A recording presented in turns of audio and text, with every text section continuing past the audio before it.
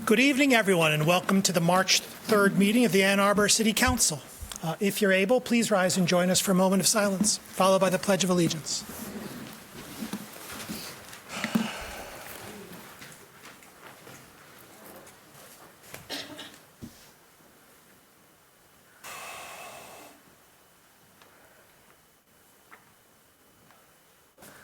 I pledge allegiance to the flag of the United States of America and to the republic for which it stands, one nation, under God, indivisible, with liberty and justice for all.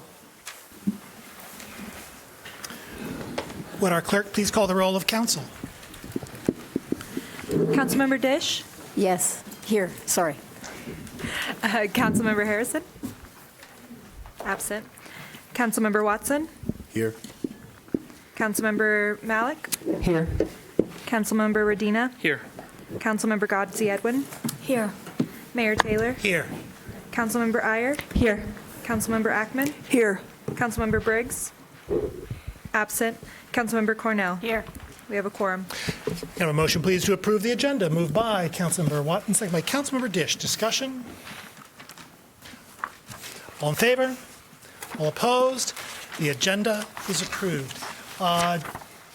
In terms of folks in the House, I believe there are folding chairs over there. If people who are standing, you're welcome to stand. If you're not interested in standing, there are folding chairs over there. Please make yourself comfortable. I'll note there are a bunch of signs. Signs are perfectly fine. We do ask that signs be held at or below shoulder level so as to ensure that folks behind you can see. If you're in the back row, hold them as high as you wish. All right. Thank you very much. Do we have communications today from our city administrator? No, Mayor.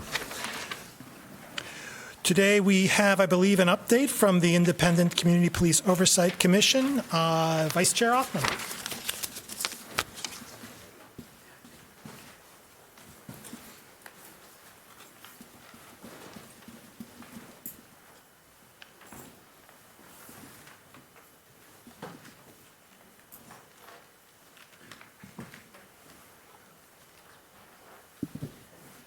Vice Chair Othman, can you please raise your hand in the Zoom? Perfect.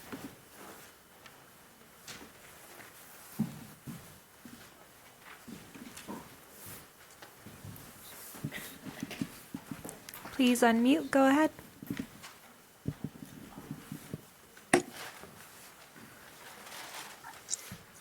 Good evening, Mr. Mayor and City Council members. My name is Mohammed Athman. I'm the ECPAC Vice Chair and the Information Manager Subcommittee Chair.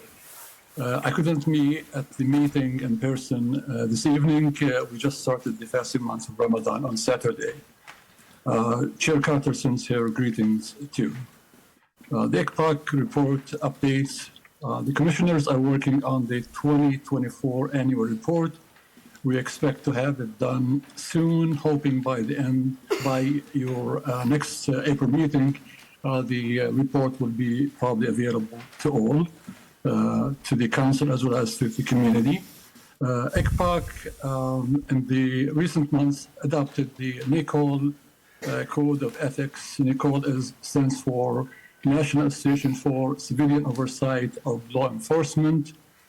We are one of 30 oversight commissions that adopted the Code of Ethics, and we are the only one from the state of Michigan. The Outreach Subcommittee is working on Social Justice Symposium community event. It's going to be May 22nd, location Mellets Creek District Library branch.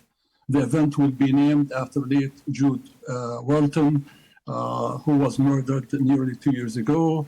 Was one of the original commissioners. The symposium is in recognition of her service to the community and ECPAC. More details will be available and provided in the coming few weeks, and all councils and community are invited to attend this event. Information Managers Subcommittee made updates to the numbering system of the citizens' complaints filed by either ECPAC or AAPD.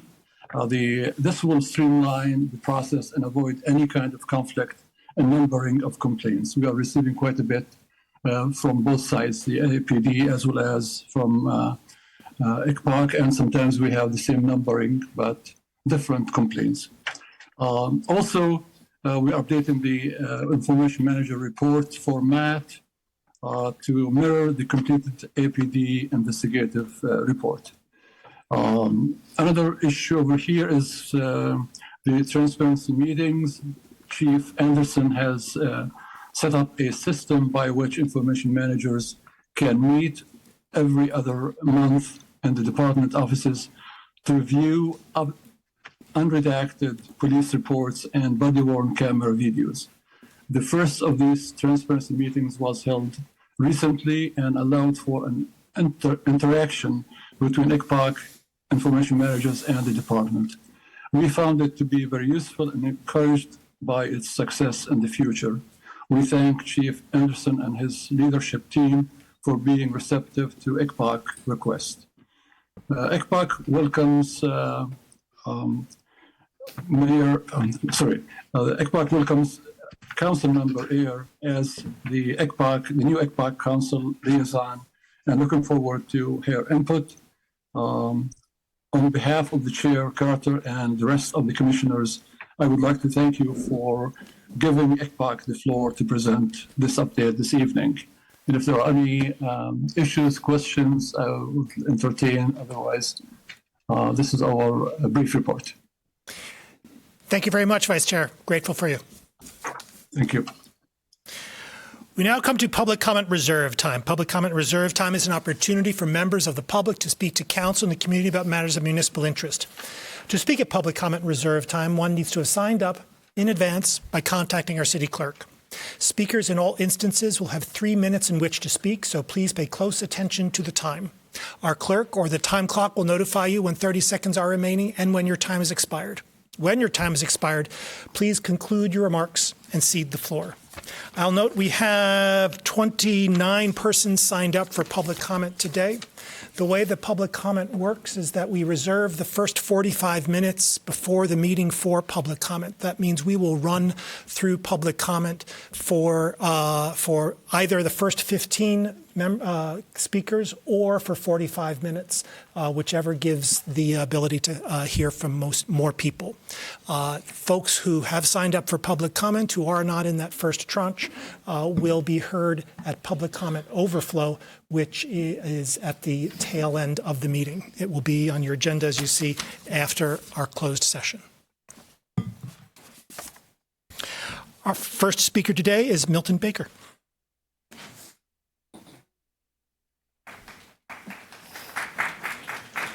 Mayor Taylor and members of council, I really appreciate your giving me the opportunity to speak. My name is Milton Baker, and I live on at 628 Green Road in Ann Arbor. And I want to talk today about my support for the municipalization study. I think it's safe to say that we can all agree that Detroit Edison really hasn't met customer expectations relating to pricing, relating to delivery of service, relating to sustainability. And there's really nothing that we can do as citizens other than municipalization. So a key question going forward is municipalization good for the citizens of Ann Arbor?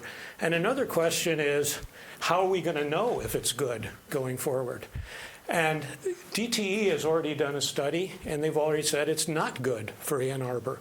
But how are we going to know one way or the other? Now, we do know there are communities in the state that do have municipalization, and it's working very well.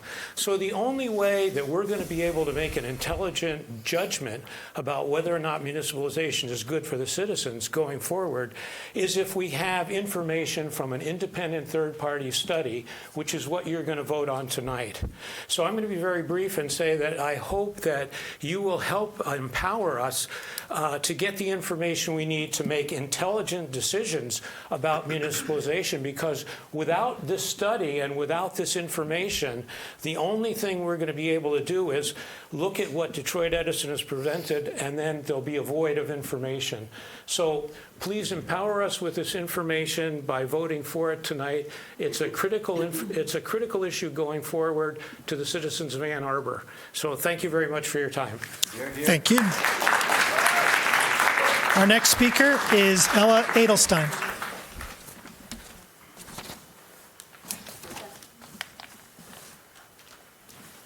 Ella Edelstein.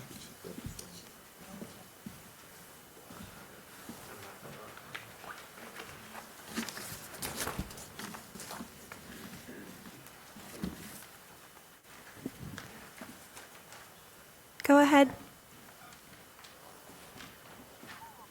Hello, can you hear me? Yes, we can. Great, sorry about that. Hi, Council. This is Ella Edelstein, Ward 1. My address is 1635 Laird Drive in Ann Arbor. I'm speaking today in support of DC1 and DC2 pertaining to public power and feasibility study. Having spent most of my life as an Ann Arbor resident, I'm painfully familiar with the shortcomings of our current electric provider, DTE. DTE has time and time again shown us and all of its customers that profits and executive bonuses are more important than the well-being of ratepayers. While us ratepayers are plagued by frequent outages which put mental and financial strain on the residents of our city, particularly the most vulnerable. Meanwhile, DTE stalls on transitioning to renewable power generation and buys ads to brag about their sustainability initiatives. Honestly, we're being failed, and we can do better. It's important to think about the long term here, too. 20 to 50 years down the line, these problems are not just going to have magically disappeared, and loss of regulation at the federal level is only going to make this worse. So really, there is no better time than now to take meaningful action on climate change and against corporate power. Let's remember that DTE is no different than any of the other corporations that have gotten us into this climate disaster. Now they're employing the same narratives, saying that public power is too expensive and now is not the right time, while they continue to extract money from our communities. They're certainly not coming to save us, and frankly, nobody is. There is no time to delay. Putting money towards this feasibility study right now is one step towards the future where all Ann Arbor has resilient, renewable power, and we're ready to go back into our communities instead of going into shareholder pockets. So, City Council, you have the opportunity to take action today to improve the lives of your constituents by getting behind public power. I ask that you vote in favor of these two measures, DC1 and DC2, tonight. Thank you so much for your time. Thank you. Our next speaker is Jean Leverich.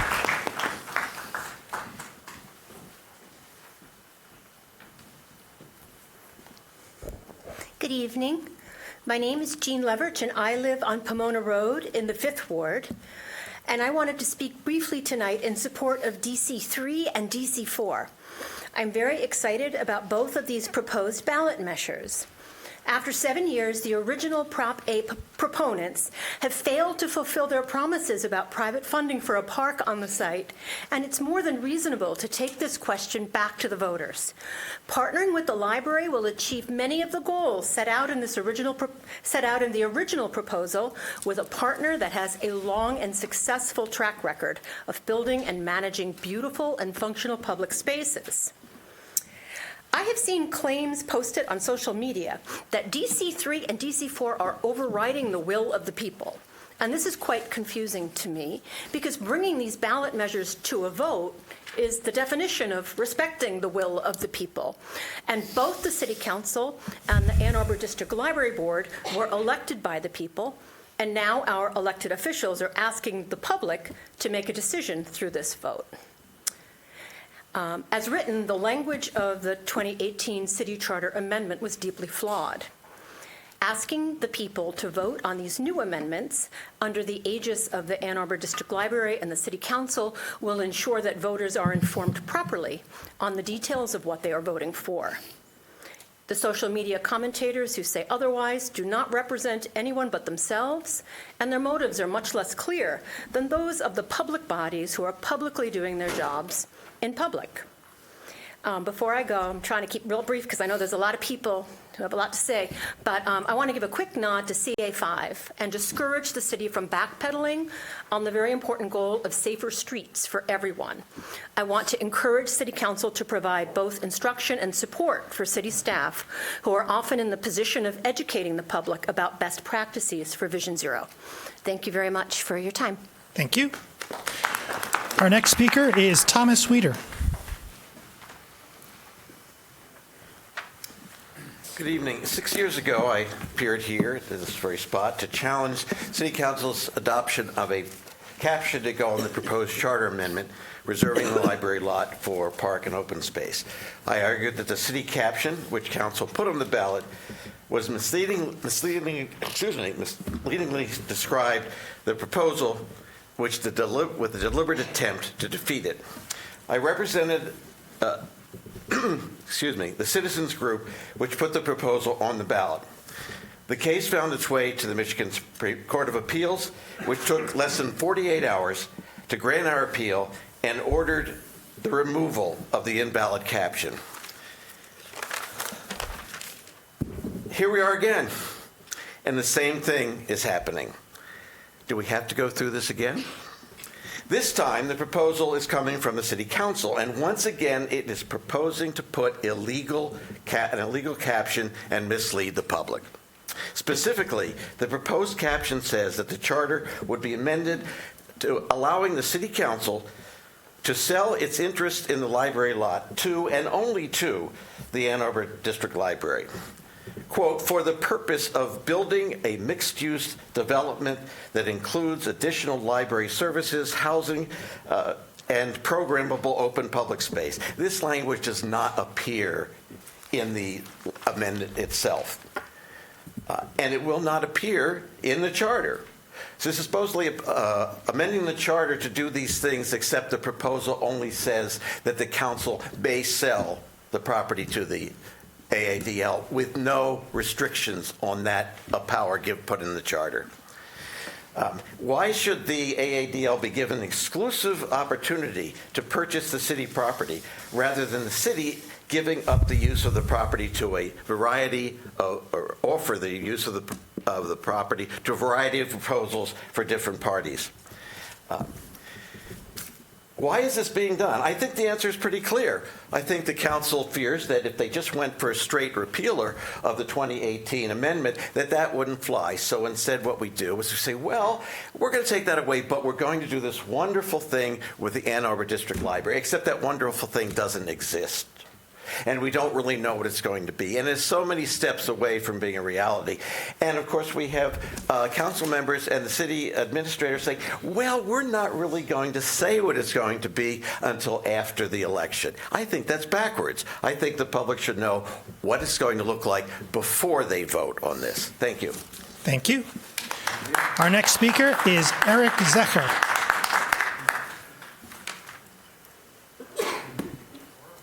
Go ahead. Thank you very much. I just wanted to start out with some kudos. I really appreciate the city working with the best damn library in the world, the planet actually, planning for the future of the downtown branch. I love the ideas that have been presented so far, and I would rather not know, 100% specifics before this is going to the voters, because I feel like we don't want to tie our hands with what we can create at this place. I trust the library. They're well known to be the best public body, in the city. And they can pull off things even with the highest of expectations. So I think this is a great move for our city. But my other main comments are mostly about CA5. That's the contract that encompasses smaller utility projects, including that Harding and Wallingford intersection that's been pretty controversial recently. I would urge you to stick to the safety plan and narrow the intersection despite the resident concerns. In my view, it's an equity issue. I think this is a really small intersection, but it's much too wide for safety, and staff has proposed a good plan for narrowing it. It just happens to be located in an area with very wealthy neighbors, and I can imagine a similar intersection being redesigned on the southeast side of town, perhaps. And I don't think we would be having the same hyperbolic discussion that we're having with the neighbors here. Our public infrastructure, regardless of means, is there for the public. It's there for everyone. It's public infrastructure, not private. So when it's the right thing to do for safety, for everybody involved to narrow it, we should do it, regardless of who lives nearby. This really should be a low-stress route for bicyclists and for pedestrians, but it's not the way it's designed right now. I use it quite frequently on my bike to get from my neighborhood to some friends that live over by York. And I personally have had close calls here from drivers who treat this as a sweeping corner rather than an intersection. So redesigning it to slow down speeds will benefit me, but it will also benefit any other person that happens to use the intersection. So I think we should stick with what we know is best, regardless of what some wealthy people want in their own backyards, and narrow the intersection. 30 seconds. Thank you very much. Thank you. Our next speaker is Mike Noack. Hi. I'm anxious, so I might talk fast. So my name is Mike Noack. I live in the 4th Ward, and I support the mayor's proposal to fund the Phase 2 feasibility study to determine the cost of buying DTE's infrastructure in Ann Arbor to see if we can run our own municipal utility. I understand that the study is expensive and that we live in uncertain times.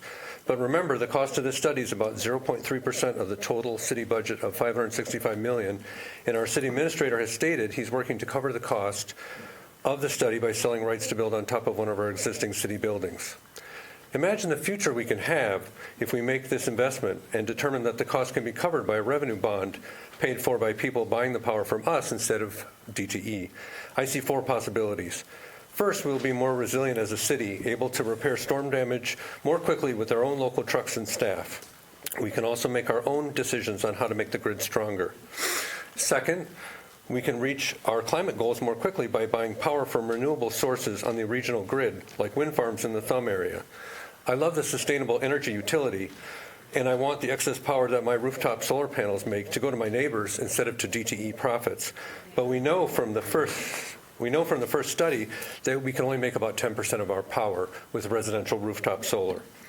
Third, we will promote economic justice by offering special rates to low-income families and refraining from disconnecting service if they fall behind.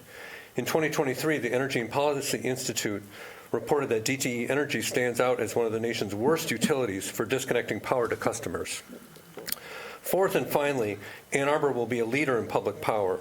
When we own our own power system, we will be a model for the rest of the state and open a pathway for other cities like Ypsilanti or Dexter or even Grand Rapids or Detroit to move forward and experience these possibilities too. But the only way to get to these benefits is to start, and the Phase 2 study is the next step.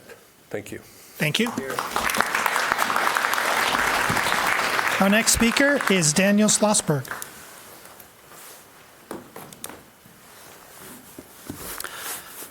DTE has commercials saying how solar friendly they are. They are not, and are increasingly less solar friendly. When my dad installed solar, he got net metering.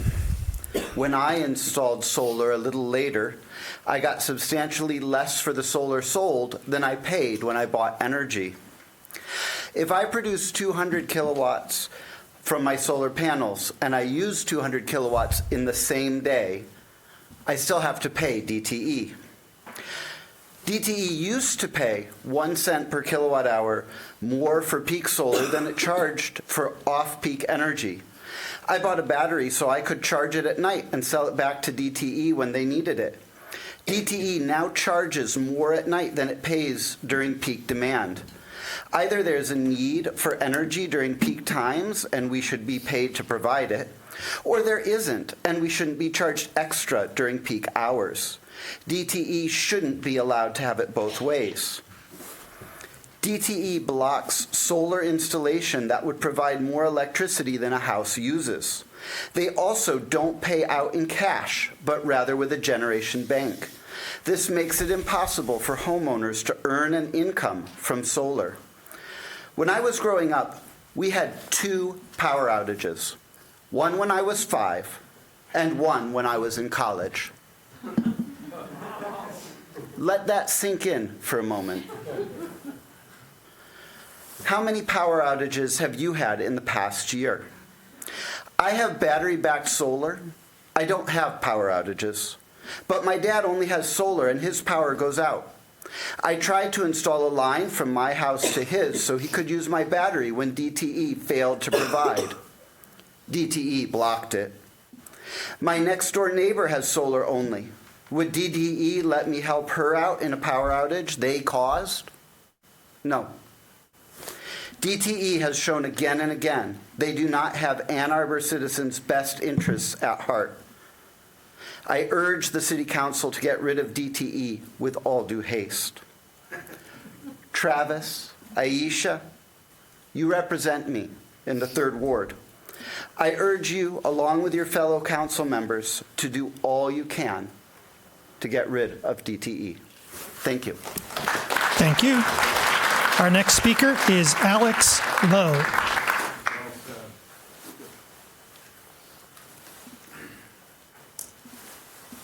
Good Alex, evening. go away. There you go. I'd like to talk to you on several topics tonight. To begin, on C1 about non-conforming structures. I think this is a great start, but we need more. Our planning code is still actively hostile to people trying to make better use of their homes on lots that only became non-conforming because the city changed the zoning rules to make them so. The biggest offender here is our unnecessary setback rules, which make the maximum allowable size of buildings in some lots in our city literally smaller than a person can stand in, let alone actually living in. Next, I want to say thank you for DC2. I'm hopeful that a well-thought-out, carefully planned independence from DTE is viable. After all, over 60% of DTE's energy comes from fossil fuels. But it needs to be both of those, both well thought out and carefully planned, or it will be destructive to the city. Third, I want to thank you for responding so quickly to the library and proposing DC3. It will be a wonderful stimulus to the love economy to see something other than a parking lot cosplaying as a park there. Likewise for DC4. Proposal A kind of reminds me of Brexit. It was a close vote. Many of those in favor later regretted their vote, but understandably voted the way that they did due to strong misinformation campaigns. At least Ann Arbor, unlike the UK, has an opportunity to reconsider. Finally, I want to raise a question about the Transportation Commission, timely thanks to their annual report to Council. Given that the member representing AAPS attended 0 commission meetings in 2024, should Council not request that they step down and for AAPS to send someone who will actually attend the meetings? Thank you. Thank you. Our next speaker is Isha Khan.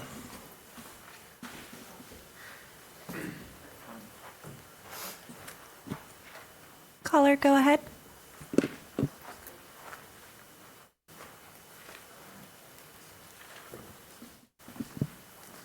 Please unmute.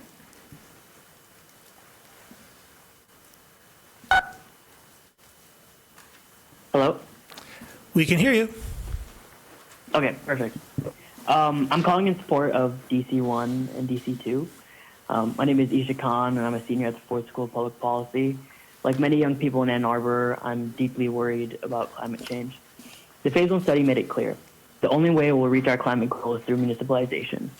It's been the hottest year on record for the 10th year in a row. We can't take half measures. We need bold action now. The sustainable energy utility is not enough. It will only cover 10% of Ann Arbor's electricity in the next decade. We need 100%, and we need it fast. Meanwhile, DTE continues to fail us. Storms are getting worse, and we can't afford to have unreliable, unaccountable corporation in charge of our power. DTE is taking advantage of us. They were just named one of the worst offenders in the country by the Center for Biological Diversity. They target low-income communities while pulling $23 million a year out of Ann Arbor and handing it to shareholders, 14 times the cost of this study. If we paid Chelsea rates, we'd save $66 million a year. That's $814 million lost over 25 years, and it's only getting worse. This feasibility study isn't just an expense, it's an investment. It'll pay for itself many times over. We can't let corporations and oligarchs dictate our future. We have to stand up and say enough is enough. The voice of young people in the city matters. Many of us aren't here tonight because of spring break. We are the ones who have to live with consequences of this decision. Please invest in our future. Move forward with this study. Thank you. Thank you. Our next speaker is Gina Katz.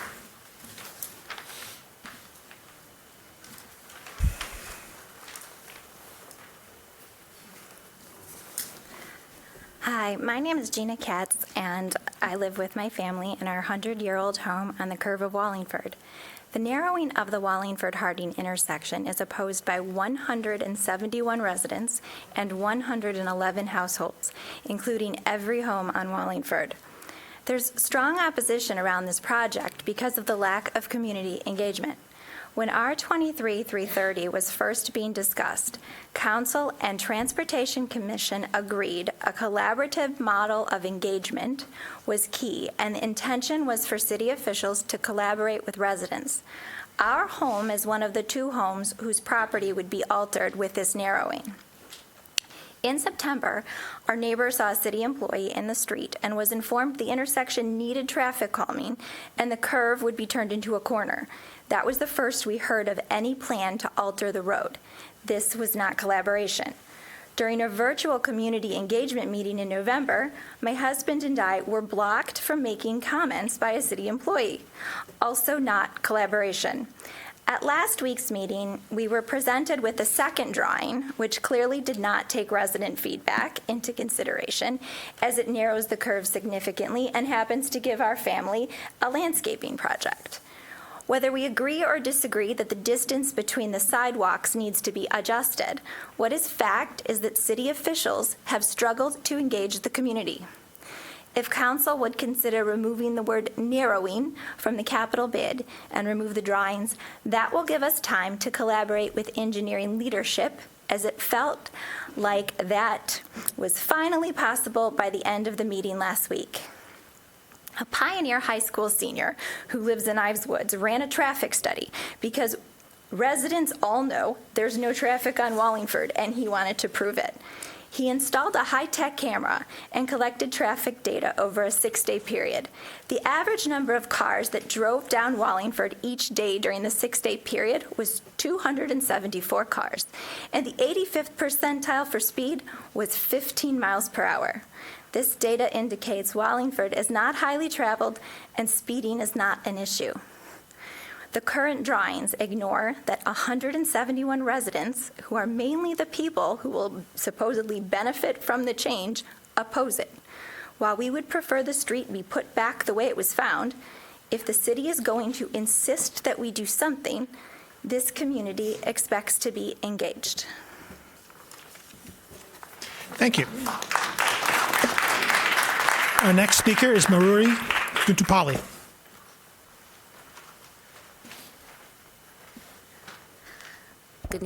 Good evening, Mayor and council members. Thank you for having us today. My name is Mayuri Guntupalli. I live at 2060 Scottwood Avenue, around the corner from the Harding and Wallingford intersection that's being discussed for narrowing. We have a 10-year-old and a 13-year-old. Our 10-year-old learned to walk around the block, including at that Wallingford-Harding intersection that's being discussed. Both of our kids learned to ride their bikes around the neighborhood, and they regularly walk to and from Burns Park and ride their bikes with friends. We have never had any concerns about our children or their friends walking through the Wallingford-Harding intersection. However, there are many other areas of the neighborhood where we do have concerns related to pedestrian and car traffic. We believe that these areas pose a more significant safety concern. As community members, my husband and I are both asking that you take the bid for this intersection to be narrowed off the table and engage with the community around safety concerns before spending money on a change that does not pose a safety threat. There are many pedestrian safety issues that have been raised by neighbors that are in queue. We are especially worried about pedestrian safety on Ferdon and Olivia. I ask that you help prioritize the true pedestrian safety concerns of our neighborhood to keep it safe for our kids and other pedestrians before authorizing any changes to the Wallingford-Harding intersection. I look forward to more collaborative conversations with you. Thank you. Thank you. Our next speaker is Ryan Brace.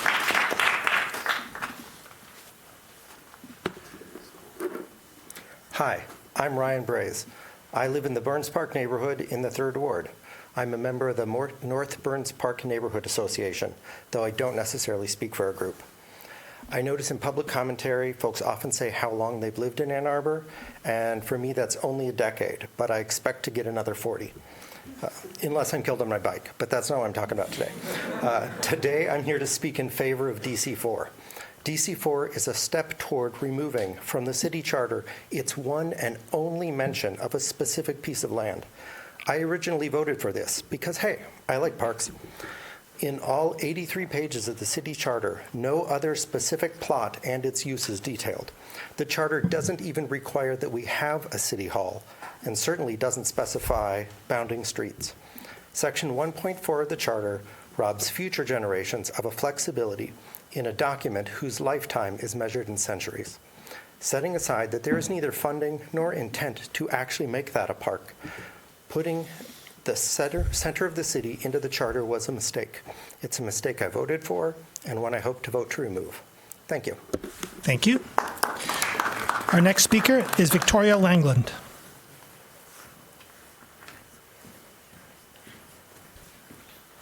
Thank you. I'm Victoria Langland. I live on Hermitage Road in Ward 3. First, thank you to any of you who read my very long letter this weekend about CA5 and the uses of Resolution 2330, especially if you read all the way down to the gold star. I appreciate that.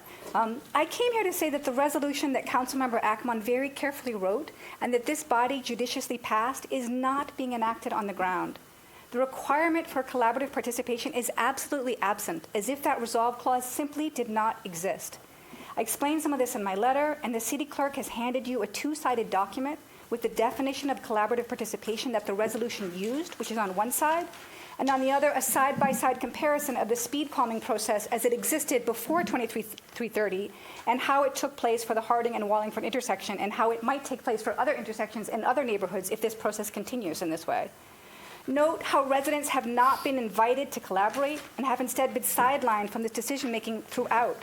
And take note especially of how the contract that you are being asked to vote on today was sent out to bid in the middle of this already flawed process rather than at the end. This is why we are writing you long emails, we are attending meetings en masse, and we are showing up here to speak for 3 short minutes begging someone to listen. And it's because no one has listened to us, has even tried. The second document in your hands is the criteria that the Transportation Commission used when deciding whether or not to undertake traffic calming in the past. They had a well-considered data-driven metric for doing so, and petition projects required a minimum of 10 points just to qualify. On one side, you can see an actual project from 2019 that qualified as it scored 35 points. And on the other side shows you what our intersection would have scored if this metric had been used. We would have earned 2 points and never even been considered. This speaks to some of our concerns and also suggests what this failure of process is leading to, that this was not the resolution's goal. Now, I did not come here to blame anyone or try to point figures or figure out where it fell between the cracks. I came here to inform you of what is happening on the ground and to ask you to use your oversight authority to address this. Please direct the City Administrator's Office to follow the resolution as it was intended and written, beginning with our intersection, but extending to every other neighborhood. This is an equity issue as well. No one neighborhood will be listened to in this way. So finally, let me say a word about our collective opposition, which a resident from another neighborhood recently maligned at the Transportation Commission as being from just a vocal minority who just don't want to see change on their street. He's just a fellow citizen, and so he shouldn't be expected to know the truth, but you need to know. We are a near unanimous majority of residents in our neighborhood. We have multiple reasons for wanting to see something else happen at this intersection. And we are also eager to engage in actual collaboration to make this possible. So please don't approve of the contract as it is, as the designs included there did not come out of collaboration and they're deeply flawed. Please, we are very pro-collaboration and we are very pro-dialogue. Thank you. Thank you. Our next speaker is Daniel Rubenstein.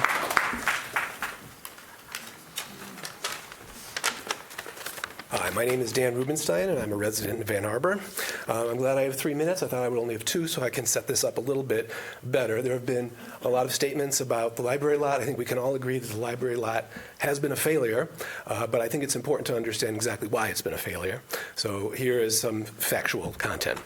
The city has undermined Prop A in the following ways. It refused to invest any public money. It refused to remove cars from the surface lot, despite a unanimous recommendation from the Council of the Commons. It produced a memo on why food trucks couldn't be used there that was riddled with factual errors. It failed to rezone this park as public land, keeping it D1, and most importantly, it refused to treat it as a park by omitting it from our pros plan, keeping it out of the Parks Department. And it refused to sign a fundraising agreement with a community nonprofit, something also recommended by the Council of the Commons, despite insisting funding had to come from outside the city budget. These latter two, having a park in the pros plan and having a formal written agreement, are necessary for the success of any public-private parks partnership.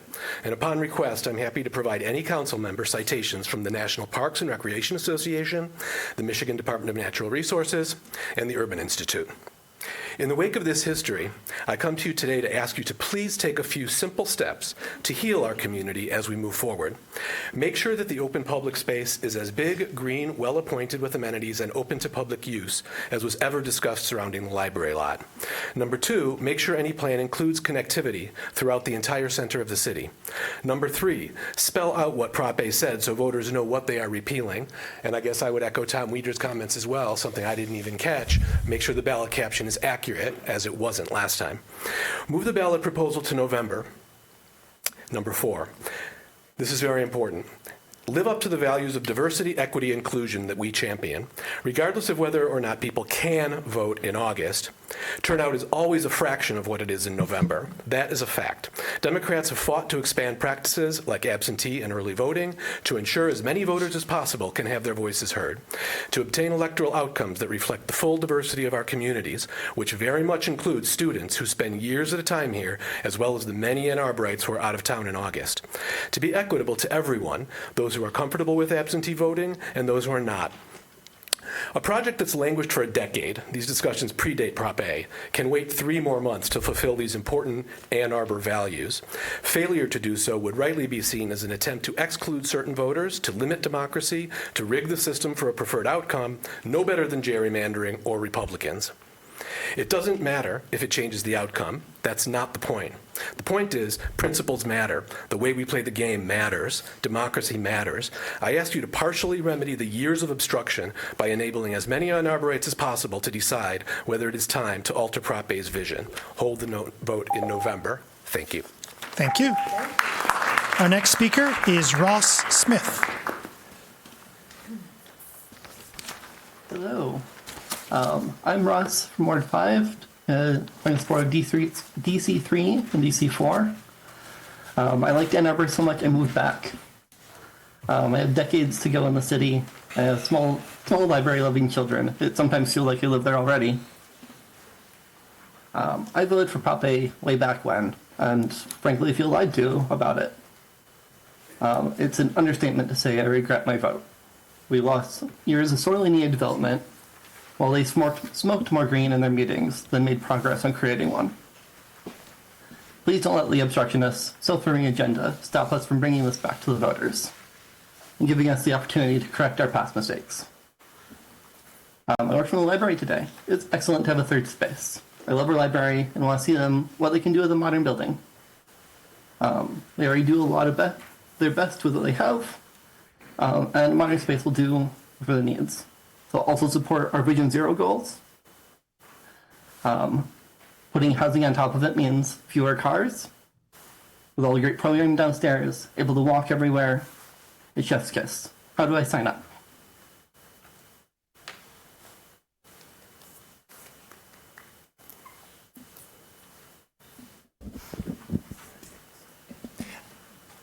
Thank you very much.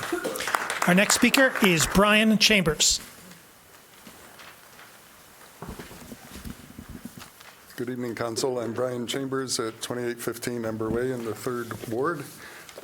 Just a quick statement on DC 1 and 2. I'm in favor of them. I encourage you to pass them. We have 37 solar panels on our roof. We've got a EV. We've got HVAC, air source heat pumps. But, you know, I don't always say this, but I really want to make it as an equity statement. My income has my family at the top 5 percentile. Nobody else across Ann Arbor on a general basis can afford these types of investments. The SEU is not a municipal utility. It won't cover all of Ann Arbor. So from an equity standpoint, we need to municipalize, please. On DC 3 and 4, which I'm here to speak about, the project is a transformative opportunity to solidify Ann Arbor's place in the knowledge economy, to shape our downtown into a hub of innovation, inclusion, and economic vitality. I commend the city and the Ann Arbor District Library for advancing these resolutions. Mayor Taylor captured it best. Yes, we can have a state-of-the-art library, vibrant public space, income-mixed housing, small business incubators, and dynamic gathering spaces, all without raising taxes. Libraries have always been at the heart of Ann Arbor's identity, from the Carnegie Library at the turn of the last century to today's University of Michigan School of Information. Our city has long recognized that knowledge fuels progress.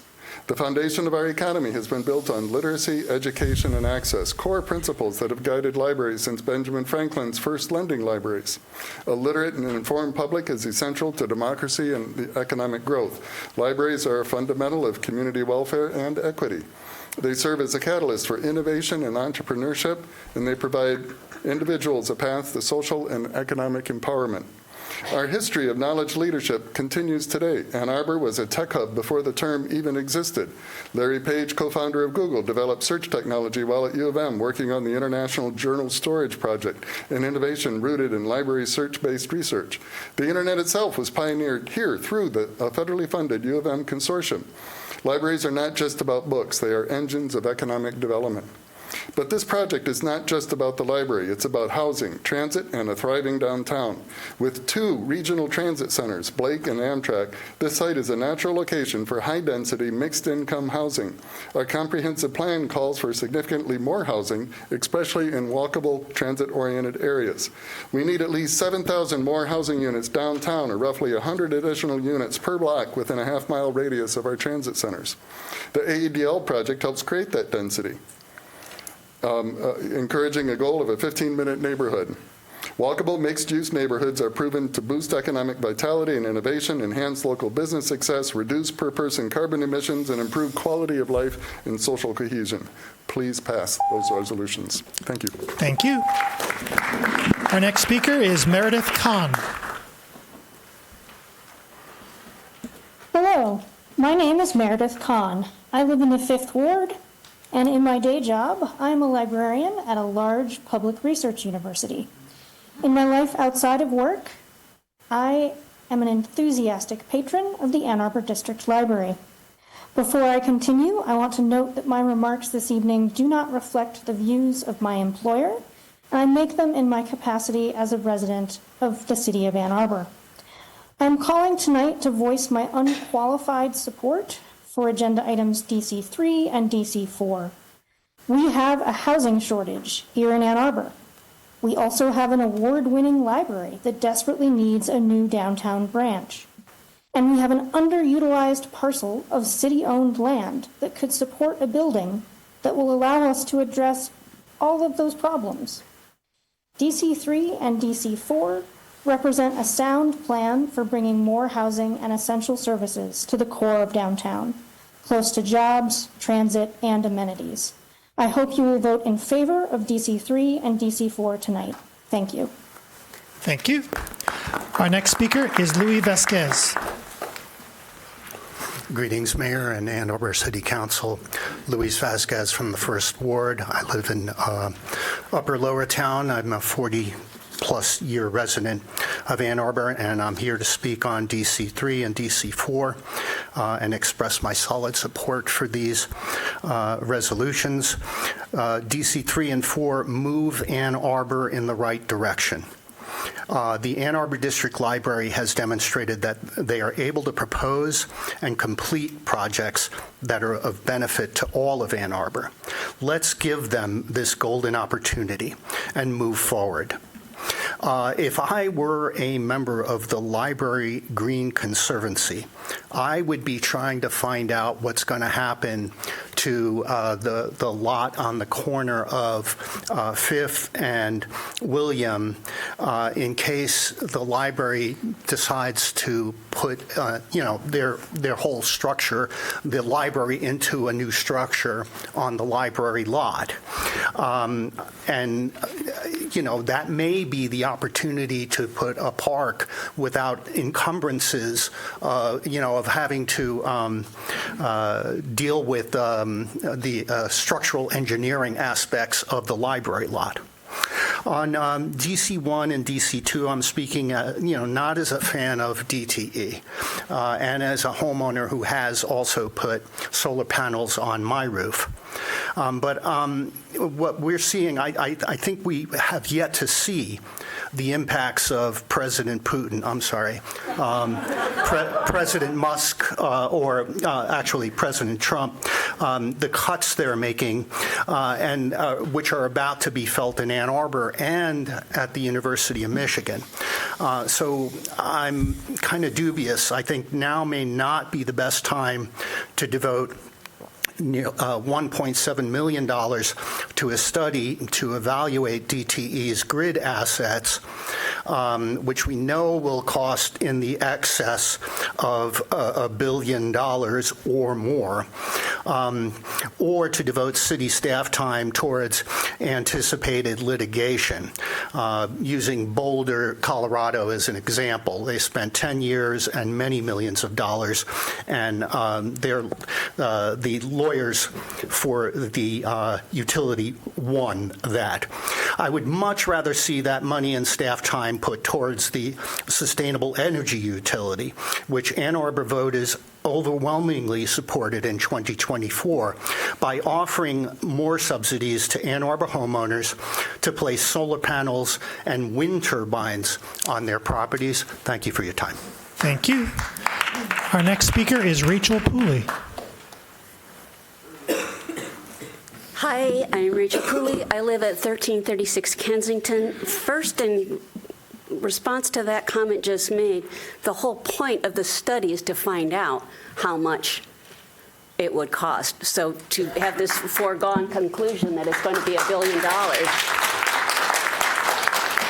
is something that we need to avoid. And in the first study, we came out with the idea that it was going to cost between $281 and $1.1 billion. Well, that's not anything upon which you can make a decision. That's why we need more information. And obviously, I'm in support of DC 1 and 2, and I would like to say that, you only hear from the people who can be here. So we're not counting all of the other people who can't speak. So in terms of the people who can't speak, you have the city that voted for the climate bill 71% in 2022. You had 79% of the city vote for the SEU. So I think you have residents who are very interested in energy alternatives. So I do believe that you can look at that as a mandate. And I do want to tell you a quick story. I know we all agree about how DTE is awful. It's when we have a city aligned with Dana Nessel to sue DTE, we know where you stand. But in terms of the equity issues, in my neighborhood, there is a 94-year-old woman with mild dementia who lives alone who has profound hearing loss. When the power goes out, her batteries can't charge for her hearing aid. She can't communicate on the phone. Even if she can call people, she cannot hear what they're saying. If you want people to be able to age in place, if you want to help people with disabilities, these are other parts of the equity picture that I want you to think about. Thank you. Thank you.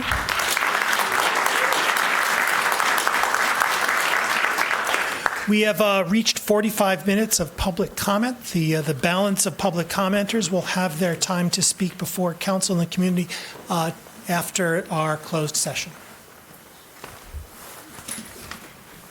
Are there communications today from council? Councilmember Malik. I had the distinct privilege today of attending day one of the two-day National Farm Stop Conference hosted here in Ann Arbor. Seeing so many folks engaged in strengthening our nation's food system was truly inspiring, as was seeing our own Argus Farm Stop leading the way. I'm excited to see what comes on day two of the conference, but I know the future of our local Ann Arbor food system is in good hands. If you have the means, please support your local farm stop as well as your local farmers. I also wanted to thank Ann Arbor Police Chief Andre Anderson and his team for joining me and Councilmember Watson at our Ward 2 listening session last weekend. We had great turnout and wonderful engagement.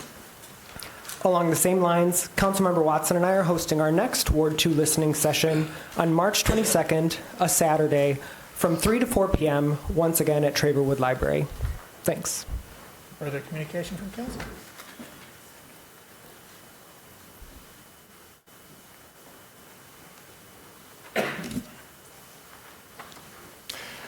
I'd like to request confirmation of the following appointments that were presented to City Council on February 18, 2025 to the Board of Review. Alice Owings, moved by Councilmember Cornell, second by Councilmember Ackman. Discussion? All in favor? All opposed? It is approved. We have before us the consent agenda. May I have a motion, please, to approve the consent agenda? Moved by Councilmember Udina, seconded by Councilmember Dish. Discussion of the consent agenda. Councilmember Regina. I'd like to pull CA5, please. CA5. Councilmember Dish. I would just like to say a couple of things about two items without pulling them. CA7, I would like to express gratitude to the estate of James Robert Packard for a gift of $117,000, which he designated for tree maintenance and that Public Works staff will use to increase the budget of routine street tree pruning. And that's above all very important support for healthy trees. I was planning to call this out before I saw it called out in Councilmember Briggs' newsletter. Now I'm going to quote Councilmember Briggs because she recognizes the Packards with these very beautiful words, thanking them for their generosity and, quote, for their desire to tend and care for our community, even after they could no longer be direct beneficiaries. I thought that was lovely. I also want to say CA10, I'm so excited. This is a resolution that grants Avalon Housing $100,000 from the Office of Sustainability. And that $100,000 is the amount required in city matching funds to accept a $600,000 grant from the Michigan State Housing and Development Authority, from MISHDA. Those funds will enable Avalon to improve the accessibility and energy efficiency at Stimson Apartments, a 23-unit apartment complex that houses people who earn below 60% area median income.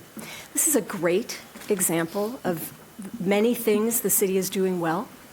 It's a successful grant application to state government. It's a successful collaboration between OSI and our affordable housing partners.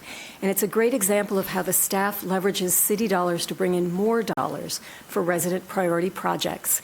In this case, we see $1 becoming $6.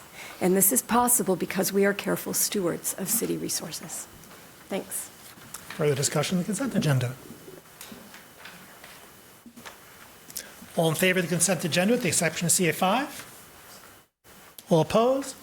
The consent agenda with the exception of CA5 is approved with 10 council members present, all voting in the affirmative, thus satisfying the 8-vote requirement with respect to CA2, CA3, CA7.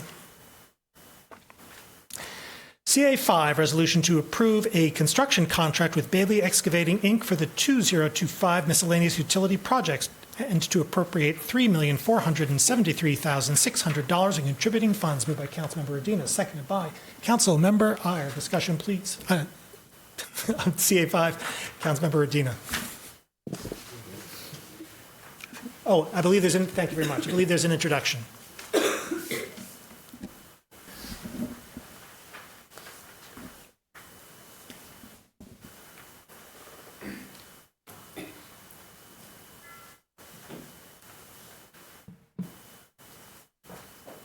Hello, can you hear me? Yes, we can. Okay, thank you. Sorry, this is Nick Hutchinson, city engineer.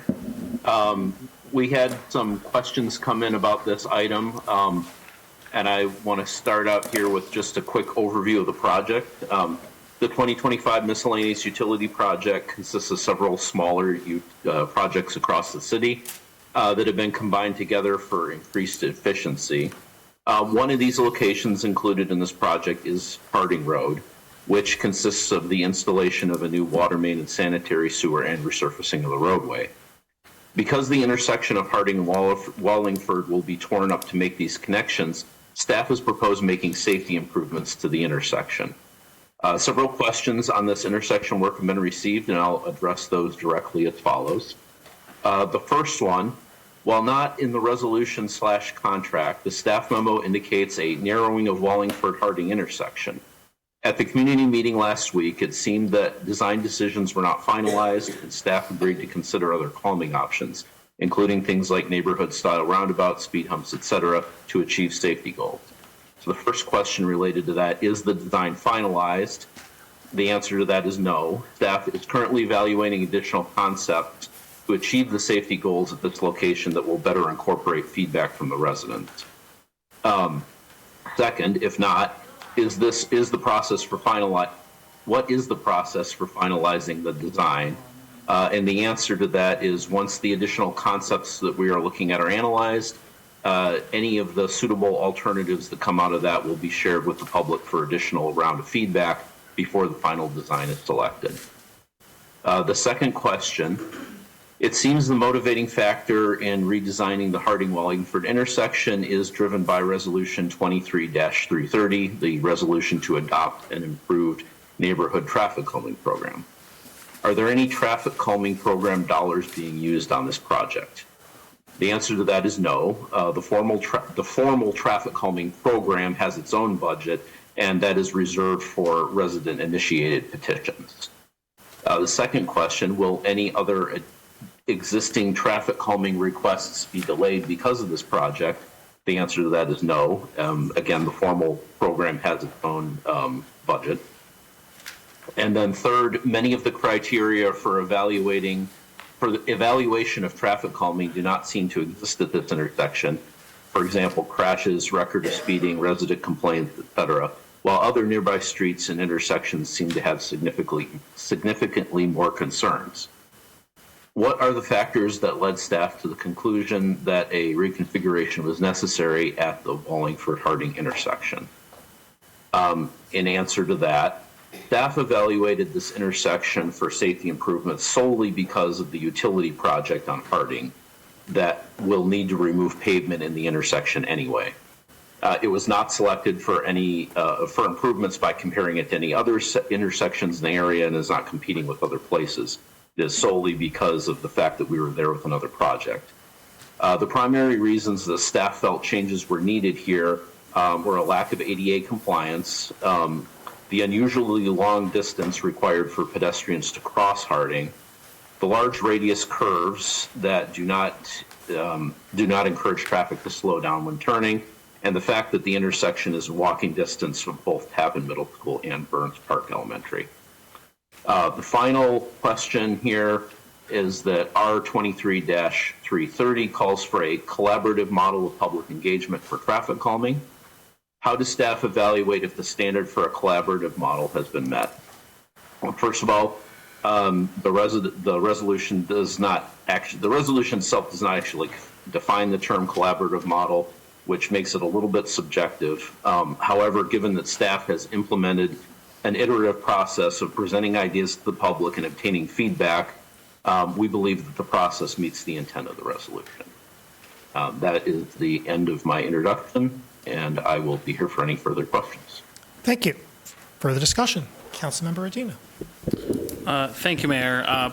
I'll start by saying that I am fully supportive of the underlying utility project that is actually the item on the agenda, and I have no intention of trying to delay or jeopardize that important work that needs to happen tonight.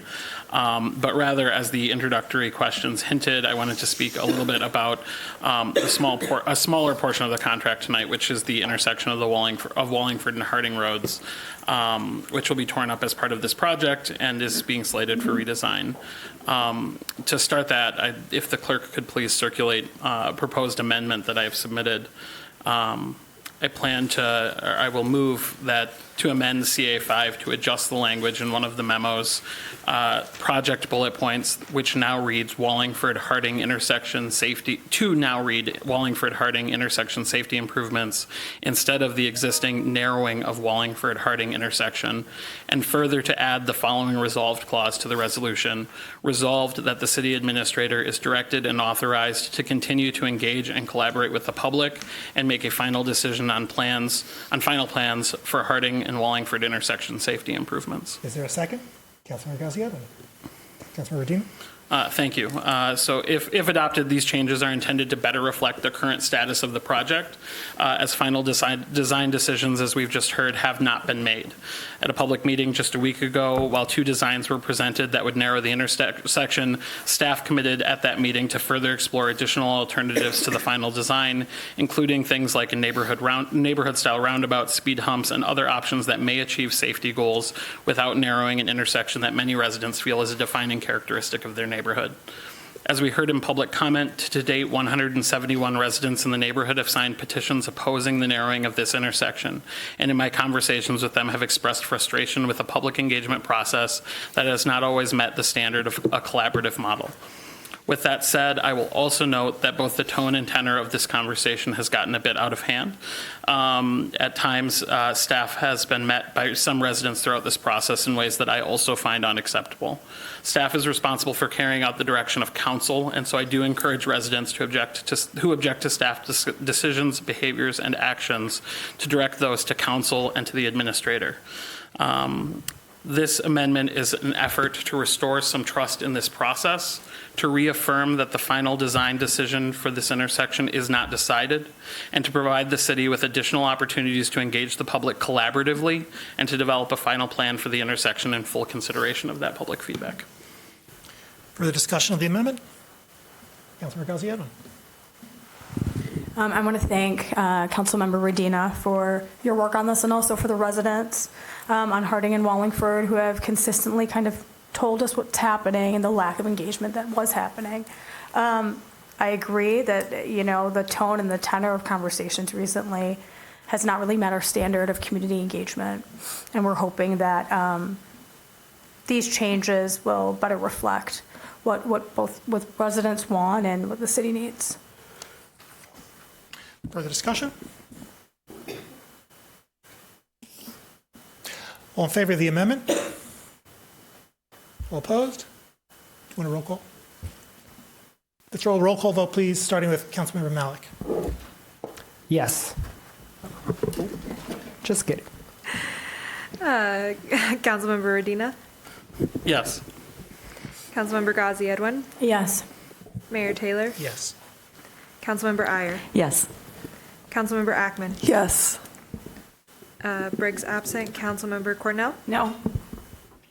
Councilmember Dish? Yes. Councilmember Harrison? Yes. Councilmember Watson? Yes. Approved. Further discussion of the main motion as amended? All in favor? All opposed? It is approved with 10 council members present as amended, all voting in the affirmative, thus satisfying the 8-vote requirement. We come now to a public hearing. Public hearings are opportunities for members of the public to speak to council and the community about matters of municipal interest. To speak at a public hearing, one need not have signed up in advance. However, your speech at the public hearing must relate to the specific subject matter of the public hearing. That is to say, the item on the agenda to which the public hearing relates. Speakers in all instances, both here and online, will have 3 minutes in which to speak, so please pay close attention to the time. Our clerk or the time clock will notify you when 30 seconds are remaining and when your time is expired. When your time is expired, please conclude your remarks and cede the floor. Public hearing number 1, an ordinance to amend Chapter 55 zoning, rezoning of 0.6 acres from R1C Single Family Dwelling District to PL Public Land District Park at Dexter Road and Siebel Drive, rezoning 2570, 2576, and 2582 Dexter Road. Is there anyone who would like to speak at this public hearing? Pardon me, is there anyone in-house who would like to speak at this public hearing?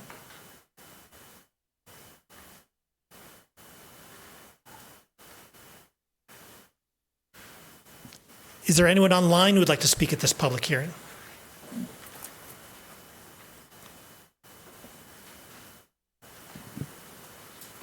Nobody online with their hands up, Mayor.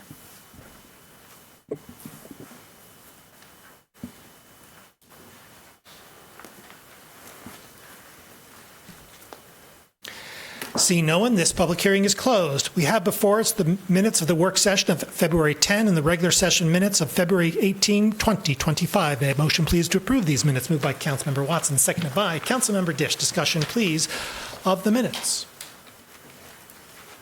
All in favor? All opposed? The minutes are approved. B1, an ordinance to amend Chapter 55, zoning, rezoning of 0.6 acres from R1C Single Family Dwelling District to PL Public Land District Park at Dexter Road and Siebel Drive, rezoning 2570, 2576, and 2562 Dexter Road. Moved by Councilmember Dish, seconded by Councilmember Cornell. Discussion, please, of B1. Councilmember Dish. Approval of this resolution will rezone this 0.6 acre parcel from R1C to public land, so that it can be used for public parkland. The proposed rezoning is consistent with the adjacent zoning, the surrounding land uses, and the city's comprehensive plan, and therefore we can feel just great about approving it. It will also make it possible to restore a basketball court to the community living at West Arbor, which is a 42 townhome and Arbor Housing Commission site adjacent to these parcels. That basketball court was replaced with a little kid playground about a decade ago when the Housing Commission site was redeveloped. Although the playground was welcome and little kids are great, the basketball court was missed. So it is exciting to bring it back. Further discussion of V1? All in favor? All opposed? It is approved. C1, an ordinance to amend Section 532.2 of Chapter 55, Unified Development Code of Title V of the Code of the City of Ann Arbor, nonconforming structure. Moved by Councilmember Dish, seconded by Councilmember Watson. Discussion, please, of C1. Councilmember Dish. This is a proposed amendment to the UDC, the city's development code, that will make it less burdensome to alter nonconforming structures. People make some of these alterations sometimes to accommodate greater residential density. Alterations to nonconforming structures frequently come before the Zoning Board of Appeals, and over the last 10 years, the ZBA has approved nearly all of them. That record suggests that our current standard is misaligned with our current practices and priorities. And when we have that kind of misalignment, it unduly burdens residents and misallocates staff time. So the amendment specifies 4 conditions that must be met to allow an alteration to any type of nonconforming structure. You can read those conditions in the text of the ordinance, but I'll give you a few examples of projects that would no longer require ZBA approval. One would be adding habitable space to a basement or attic, provided you don't change the footprint of the nonconforming lot. Second, making an addition that adds floor area, which pretty much is what an addition does, to an existing house, and that existing house does not currently meet the setback requirements, the addition doesn't make that nonconformity any worse. And finally, putting a 1-story addition on top of a ground floor story that is nonconforming. The 1-story addition does not increase the nonconformity. So if you think all those things are fine to go forward without ZBA scrutiny and time staff takes to prepare, and et cetera, please join me, the Zoning Board of Appeals, and City Planning Commission in recommending, actually enacting approval. They recommended we should enact. Further discussion? Councilmember Ackman. Thank you. I'm the council liaison to the ZBA, and we actually initiated this because we see request after request after request that fits in this category of things, and the ZBA was getting very frustrated at constantly approving them. You mentioned the kind of cost and staff time, but this also comes with a real cost to people who want to make these changes. So to see, people come in for similar requests that don't increase nonconformity, knowing that you're putting them through this expense and quote unquote uncertainty, even though we have approved them all in the 2 years that I've been on the board. This is just a really positive change, and it's something that the ZBA has been really wanting for a long time. So I'm very excited to see this come forward, and we'll be supporting it. Further discussion? All in favor? All opposed? It is approved. DC1, resolution to approve a professional services agreement with New Gen Strategies and Solutions, LLC, to complete an electric grid assessment valuation and municipalization study in the amount of $1,728,000. Moved by Councilmember Medina, seconded by Councilmember Dish. Discussion, please, of DC1. Councilmember Malik. I want to thank everyone who came here tonight to voice their thoughts on this agenda item, as well as the many folks who have emailed or talked to me in person over the past few months. I know I'm not alone in saying that I've been contacted a lot about this topic. This is a topic that makes me proud to live in Ann Arbor. Utilities and possible municipalization is a very complex topic, but that has not stopped everyone and their mother from voicing their detailed thoughts on the matter, and for that I am grateful. I approach tonight's decision leaning on a handful of assumptions. First, the service provided by investor-owned utilities is not adequate. Their service record has provided us some of the most expensive but least reliable power in the country. Second, the state is the legal regulator of utilities in Michigan, but for a variety of reasons, the state will not go beyond business as usual. State authorities will not be coming to the rescue to force our utilities to do better. Third, our investor-owned utilities use a portion of our monthly energy bills to lobby elected officials.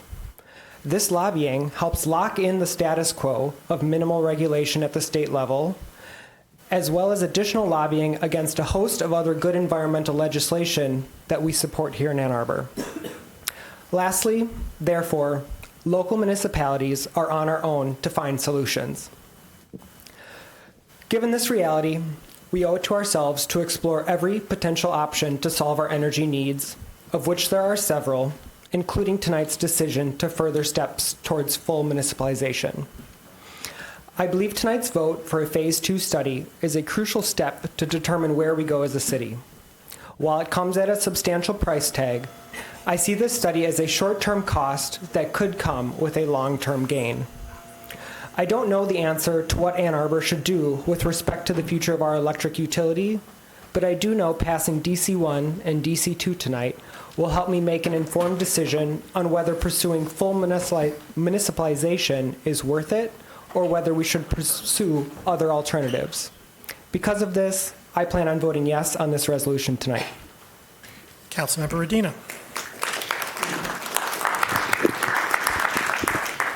Thank you, Mayor.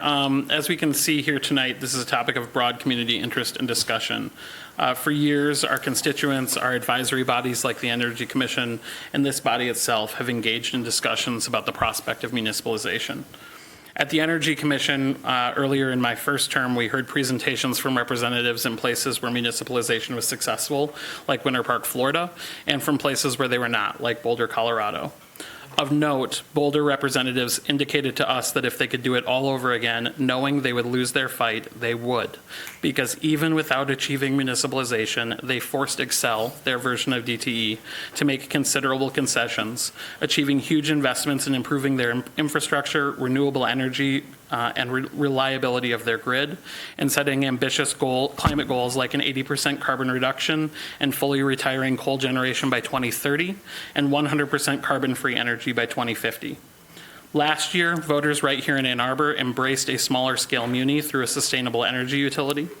And while I too have questions about the financial feasibility of full-scale municipalization, this vote is about getting honest answers to those questions. It's about providing an independent analysis on which the city can rely to understand the true costs of municipalization. And it's about ensuring that the city continues to have a seat at the table and is well prepared as this conversation continues. And I'm confident that regardless of the outcome of tonight's vote, it is clear that this conversation and movement will continue. With the state government failing to authorize community choice aggregation, legislators of both parties failing to hold DTE accountable, and the Michigan Public Service Commission unconscionably approving rate increase after rate increase despite objections from all over the state, including from cities like ours.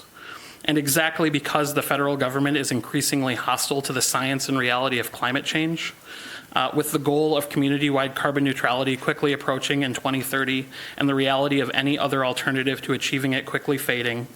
And finally, knowing that DTE is not going to suddenly shift their corporate goals to reflect the sustainability goals of our community, I believe that we as a city should continue moving this conversation forward. I will be voting yes. Councilmember Ackman. Thank you. So we all know why we're here tonight. We're here because DTE has failed Ann Arbor's residents. We've all watched our neighbors respond to repeated failures, people forced to buy generators, install solar with battery backups if they can afford it, or otherwise suffer through power outages that cost them hundreds of dollars in lost food and expensive hotel stays just to stay warm. This is unacceptable. And as for DTE's study, I threw it right in the trash. They're not a reliable source. But we do know some things from the study that was conducted as part of the Phase 1 study. We know that the priorities of our residents are reliability and cost. And I think that these priorities have to guide the decisions that we make in this respect. We know that acquiring DTE's distribution assets in Ann Arbor will be extremely costly. It's true, we don't know the range. We have an estimate from the first study between $281 million and $1.15 billion, with significant uncertainty in the legal and regulatory outcomes. Beyond the acquisition cost, the city would need to invest another, tens of millions, upwards of $100 million in substations and transmission infrastructure just to operate the MEU. The legal fight alone will be lengthy, expensive, and contentious. DTE will use every legal tool available to delay, obstruct, and extract the highest possible value. And very few communities have successfully taken over their investor-owned utility, even after spending tens of millions of dollars trying.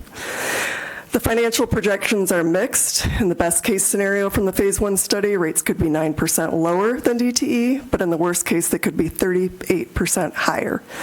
And critically, the study did not evaluate reliability improvements. It assumed infrastructure replacement over time, but it did not project costs for upgrading the aging and poorly maintained system, which is the main reason I think that residents are frustrated with DTE in the first place.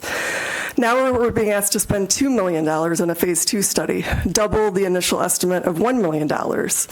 But what is this going to tell us that we don't know, and where is it going to get us? I don't think Ann Arbor's situation is like the other municipal utilities that it's being compared to. Advocates frequently point to Chelsea, Lansing, Traverse City, Wyandotte, Holland, noting that these cities have lower rates and better reliability than DTE. All true. But we can't pretend that Ann Arbor's situation is comparable to cities that created their municipal utilities in the late 1800s and early 1900s. Those cities built their grids from the ground up. They didn't have to buy out an entrenched investor-owned monopoly that has every incentive to fight a takeover at every turn. They have spent over a century maintaining and modernizing their infrastructure. Ann Arbor would be starting out by purchasing a deteriorating system that needs billions in upgrades. So spending $2 million on another study doesn't change these facts, nor does it promise an outcome that we want, one that will deliver reliability and deliver on the cost concerns that matter most to residents. So I want to be clear, I support taking bold action on climate action and clean energy. I support local renewable generation and reducing our dependence on DTE. But I think rather than focusing on buying the grid of the past, this crappy grid, we need to focus on investing in the grid of the future. This is why I'm voting no. Councilmember Iyer. Thank you. I'll be brief. I'll be supporting this tonight for two main reasons. One, philosophically, I believe in public power. I believe that Power is a necessity, like water. It is not something that should be profited from. I grew up in Lansing under the Board of Water and Light system, and always appreciated that the money that was generated was reinvested into the system rather than going to shareholders who live elsewhere.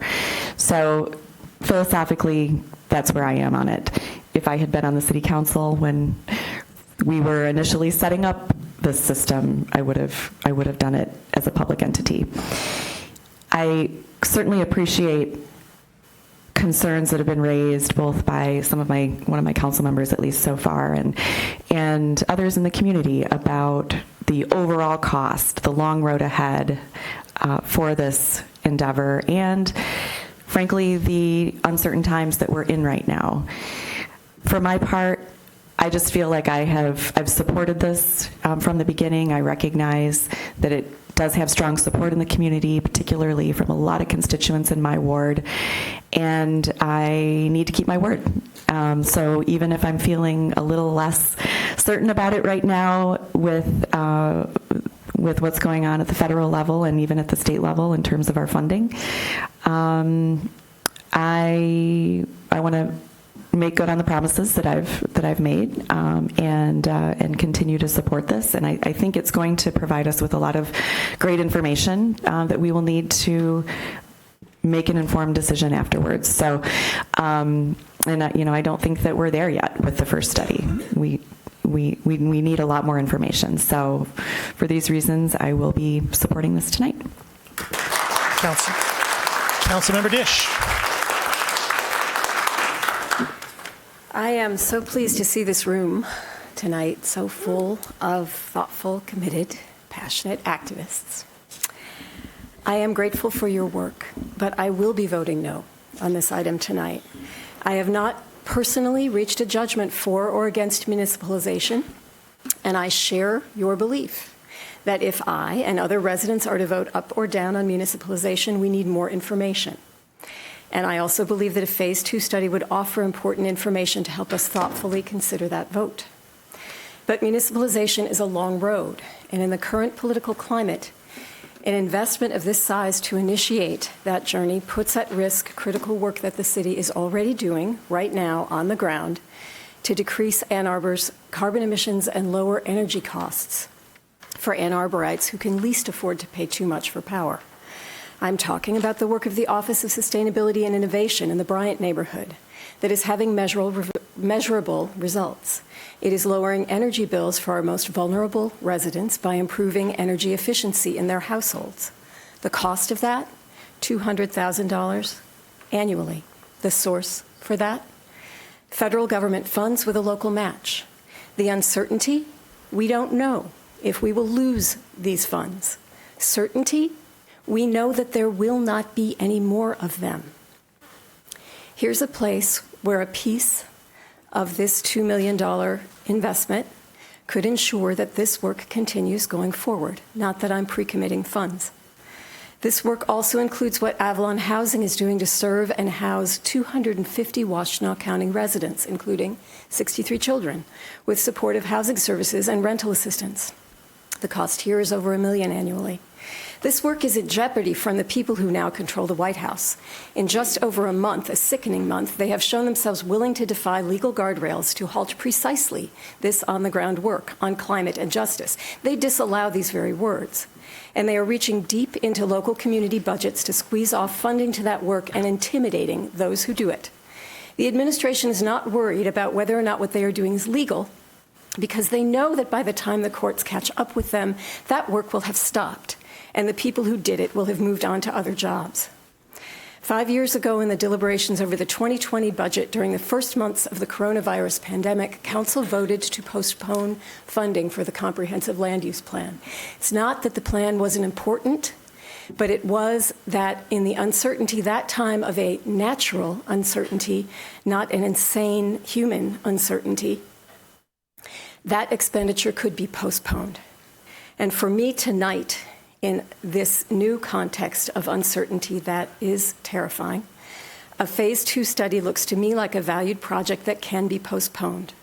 So I cannot tonight, having lived through the past 6 weeks of federal action, vote to spend $2 million or $1.7 million, whichever the number is, to move forward with the study. For my part, if we were starting society today, there's no question in my mind that the public would own our electric utility, just as we own our water utility. And it makes sense that the public own electric generation, distribution, and repair. The utility for the public good. As we all know, we are not starting society today. We have an investor-owned utility with a perpetual franchise regulated by the Public Services Commission. This utility does not operate for the public good. It provides services to its customers, of course, but it is owned by its shareholders and ultimately works for their benefit. We have the legal ability to take control of our electric utility, but to accomplish this end will come at some cost. Perhaps residents will conclude that that cost is bearable. Perhaps they will conclude that it is not. But at this point, that cost is unknown. The study before us, however, would help begin to determine that cost, and so that we would be in a position ultimately to ask the voters whether they want to take that next step to seize the utility with a full understanding of what it would mean to them as taxpayers and ratepayers. A public utility operated for the good of the public, it could accomplish indeed great things over time. Real and transformative advances in terms of our climate goals, resiliency, and resident experience. The question of public ownership of our full electric utility is important to Ann Arbor's future, and it warrants public consideration with a full understanding of the potential costs, a consideration that is not possible without a Phase 2 study. And if we preview the next resolution, should the Phase 2 pass, a full description of the costs associated with litigation and additional studies necessary to condemn DTE's electric assets, maintain them, improve them, and expand distribution capacity, and ultimately operate the whole. The question of whether we municipalize utility is so present in the community and of such importance to our community that, in my view, it's worth spending what is admittedly a considerable amount in an uncertain time to move the process forward. And so I'm going to be voting yes. Councilmember Watson.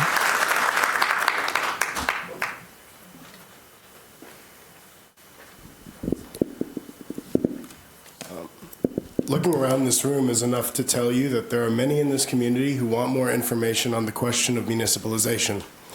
Residents may eventually be asked to vote on this question, which could come in the form of a citizen-led ballot initiative. Approving DC1 would allow the city to give residents an authoritative source on the cost of municipalization. There's no question that there is much uncertainty ahead, and $1.7 million is a significant sum, but I'm more comfortable with it because of the way it has been budgeted for. The question of a Phase 2 valuation study was raised by public power advocates in my first budget cycle in the spring of 2023. At that time, with the results of the Ann Arbor Pathways to Renewable Energy study still outstanding, Council was asked in public comment to approve a $500,000 placeholder in the budget for a Phase 2 study. Council did not amend the budget at that time, and I agreed with that decision because we didn't have the results of the Phase 1 study, and a revenue source for a Phase 2 study hadn't been identified. In early 2024, during his fiscal year 25 budget presentation, Administrator Dohoney went out and found a revenue source for the Phase 2 study, then estimated to be $1 million, by identifying a potential air rights transaction. This is revenue we would not have had were it not for that action by the Administrator. After the FY25 budget was approved, Council found out the study would be closer to $2 million, and we would need more than just an air rights transaction. At the end of last year, Council voted to allocate $1 million of $2.7 million in unanticipated revenue to cover the remaining amount needed for the study. This came from a surplus above the 20% fund balance, which is at the top of our recommended range. So in reviewing this timeline, this is about as well as the city can plan for a large allocation. Funding the study amounts to spending $1.7 million to vet a potential multi-billion-dollar decision. The question of municipalization isn't going away, and it could come to voters with or without council action. Since the city only received one response to its RFP, it's likely that the price of the study will only go up in the future. This has been a hard vote for me in light of decisions at the federal level and the local impact felt by social services providers. Most recently, I heard directly from nonprofits at last Wednesday's meeting of the Community Action Board, which advises the county on issues affecting low-income residents. All told, the impact of federal budget choices just on our nonprofit service providers' yearly budgets could number in the tens of millions. Addressing community needs in the face of Trump will not be solved by one budget allocation, but by a series of decisions at the city, county, and state level. I don't blame anyone for voting no on this study, and I urge us to consider social services spending carefully during the next budget cycle. I will support the study because I believe the information is valuable to residents, and I believe without it, we risk gaining clarity on costs, and that could result in more expenses down the line. Councilmember Ghazi Edwan. Thank you, Mayor. So thank you, members of the community, for being here tonight and for sharing your thoughts. I agree with you and share the frustration surrounding this issue and frustration with DTE and the ongoing challenges that we continue to face in achieving energy equity and resilience. At this time, I cannot support the Phase 2 study currently because of the complete uncertainty that we are facing at the federal level and at the local level. Federal funding has been pulled from our social services that serve our most vulnerable residents, our children and our families, in times of complete crisis. My work at the university involves that I work very closely with various social service organizations. And I'm aware that at a recent meeting of Ann Arbor nonprofits, organizations shared that they're collectively facing millions of dollars in losses. That includes the Community Action Network, an organization in my ward, one of the only organizations in the city that provides after-school services for majority Black and brown children. They are also losing their entire AmeriCorps staff. Other organizations like Neutral Zone, Ozone House, Safe House, Delana Shelter are all losing money and resources to provide essential services for those who are housing insecure, youth, and others. Right now, we have 14% of food that distributes to over 20% of the county that has been frozen. Again, these critical social services impact children and families. With this level of need in our community, at this time, I cannot vote to allocate $1.7 million towards the study. I also understand that energy resilience and independence is part of equity, and that those who are most marginalized suffer the worst from the stronghold that DT has on us. I believe that because of the uncertainty that we're facing, this has to be a carefully weighed decision. And in this current climate, it's not one that we can afford. I also want to be clear about my values. I believe that DT has been destructive for our city.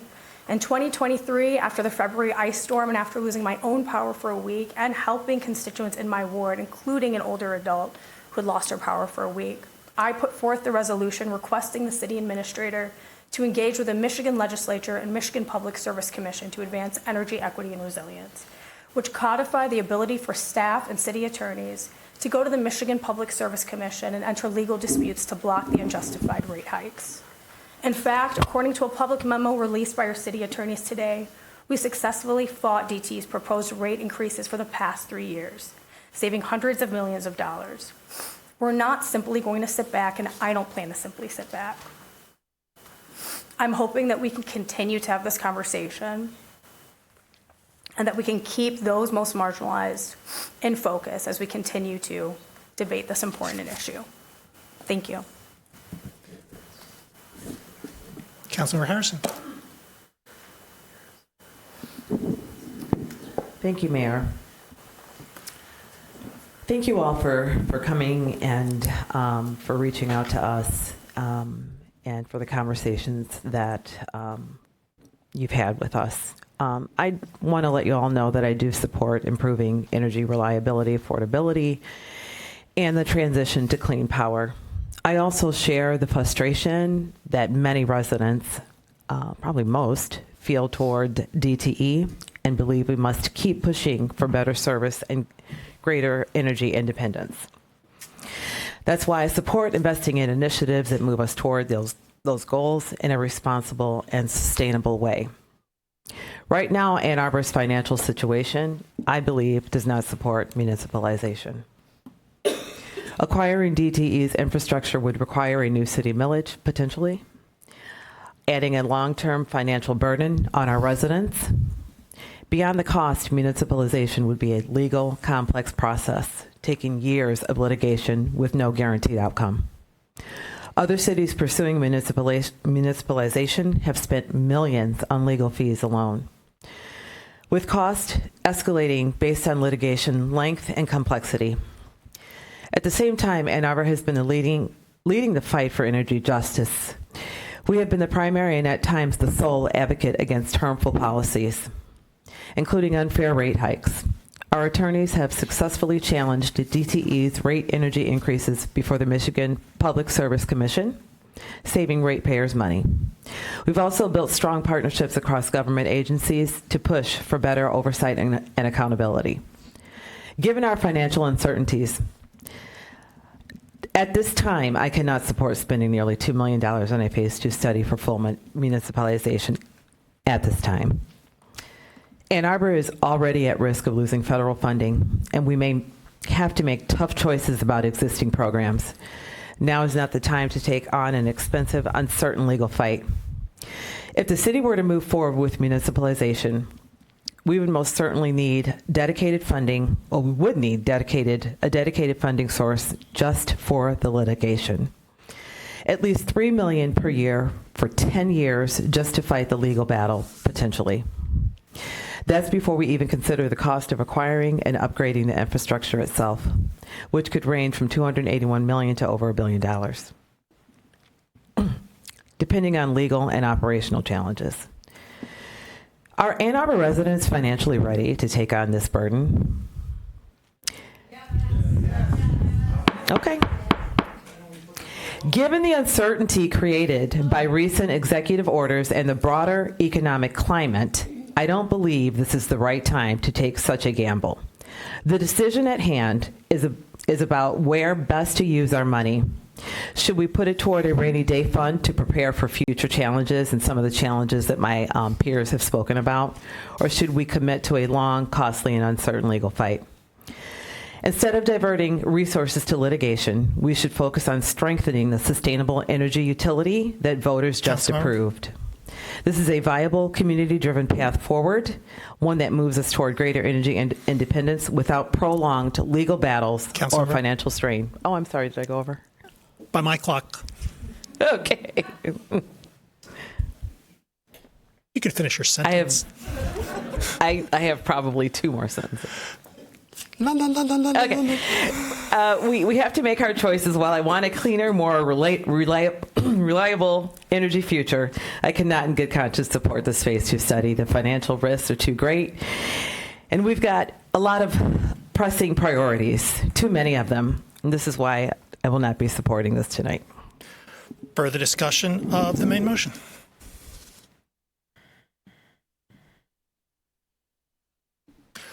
Roll call vote, please, starting with Councilmember Malik. Councilmember Malik? Yes. Councilmember Radina? Yes. Councilmember Ghazi Edwin? No. Mayor Taylor? Yes. Councilmember Iyer? Yes. Councilmember Ackman? No. Councilmember Briggs is absent. Councilmember Cornell? No. Councilmember Dish? No. Councilmember Harrison? No. Councilmember Watson? Yes. Does not carry. The motion fails. DC2, resolution to authorize city staff to perform the preliminary work. For members of the public information, a tie vote, the fact that it's a tie is immaterial. In order to pass, a resolution requires 6 votes. DC2, resolution to authorize city staff to perform the preliminary work necessary to put the question of the acquisition of DTE Electric Company's assets to a vote of the people and to prepare for litigation should the voters authorize such acquisition. Moved by Councilmember Cornell, seconded by Councilmember Dish. Discussion, please, of DC2. As folks who have been following the matter know, this resolution was designed in the event that DC1 passed to authorize the city staff to do some work that would be necessary in parallel to bring the matter before the people in a swift fashion after we received the phase 2 vote, after we received the phase 2 study. In light of the fact that the Phase 2 study has failed. I don't suspect the resolution will pass. I'll be voting no in light of the fact that the resolution has failed. Further discussion? All in favor? All opposed? The resolution fails. DC3, resolution to order election and to determine ballot question for the charter amendment to authorize the sale of 319 South Fifth Avenue to the Ann Arbor District Library. Moved by Councilmember Cornell, seconded by Councilmember Harrison. Discussion, please, of DC3. The library lot is the roof of an underground parking structure. The library lot parking structure with its stairwells, roads, ramps, and elevators was not designed to be a park. It was designed at the additional cost of many millions of dollars to support a 20-story building. The text of the charter does not alter these immutable facts. Fortunately, however, the text of the charter itself is not an immutable fact. It can be changed by the will of the voters when presented with a positive, practical, community-benefiting vision. Over the next few weeks and before the vote, I expect we'll put some more flesh of how the library would use the land if these charter amendments were approved. But the direction is clear, and as much legally possible, it is included in the ballot language itself. A much-needed, new, expanded library, an attractive public open space, mixed-use housing, small and local business incubation, all without any new taxes, not for the city, not for the library. This is a real, practical, positive vision to secure the downtown library and to transform the lot into an attractive, active public space that benefits everyone. Again, all without new taxes. I expect that the voters will recognize this for what it is, a tremendous opportunity, and that they will say yes. Further discussion. Councilmember Cornell. Thank you for the history lesson there. And I wanted to add that this is, it's frustrating to hear feedback that the city did not try to advance this. The city created a commission to study it, to engage neighbors of the site around it, to hear proposals on it, and to advise council and on the outcome of it. And I served on that before I was on council. And the fact that there are the facts that Mayor Taylor just mentioned, and the vision that this is somehow going to magically become a park don't align. And I wanted to add, the PROS plan, which included an incredible amount of public participation and city time soliciting that feedback, showed overwhelmingly that the vast majority of citizens want the city to focus on the parks we have. I get complaints about Virginia Park in Ward 5, Waterworks Park in Ward 5. These are parks that deserve our attention. They're in our neighborhoods where kids play. We have a public plaza downtown. It's called Liberty Plaza. If you haven't been, the Downtown Development Authority, who's often maligned wrongly in these conversations, is actually supporting its activation right now through a public art installation. So if you haven't been, go check it out. It's really cool. We walked past there Friday night. Fed Up Ministries was using the space as well. It is an activated space that is valuable to our downtown.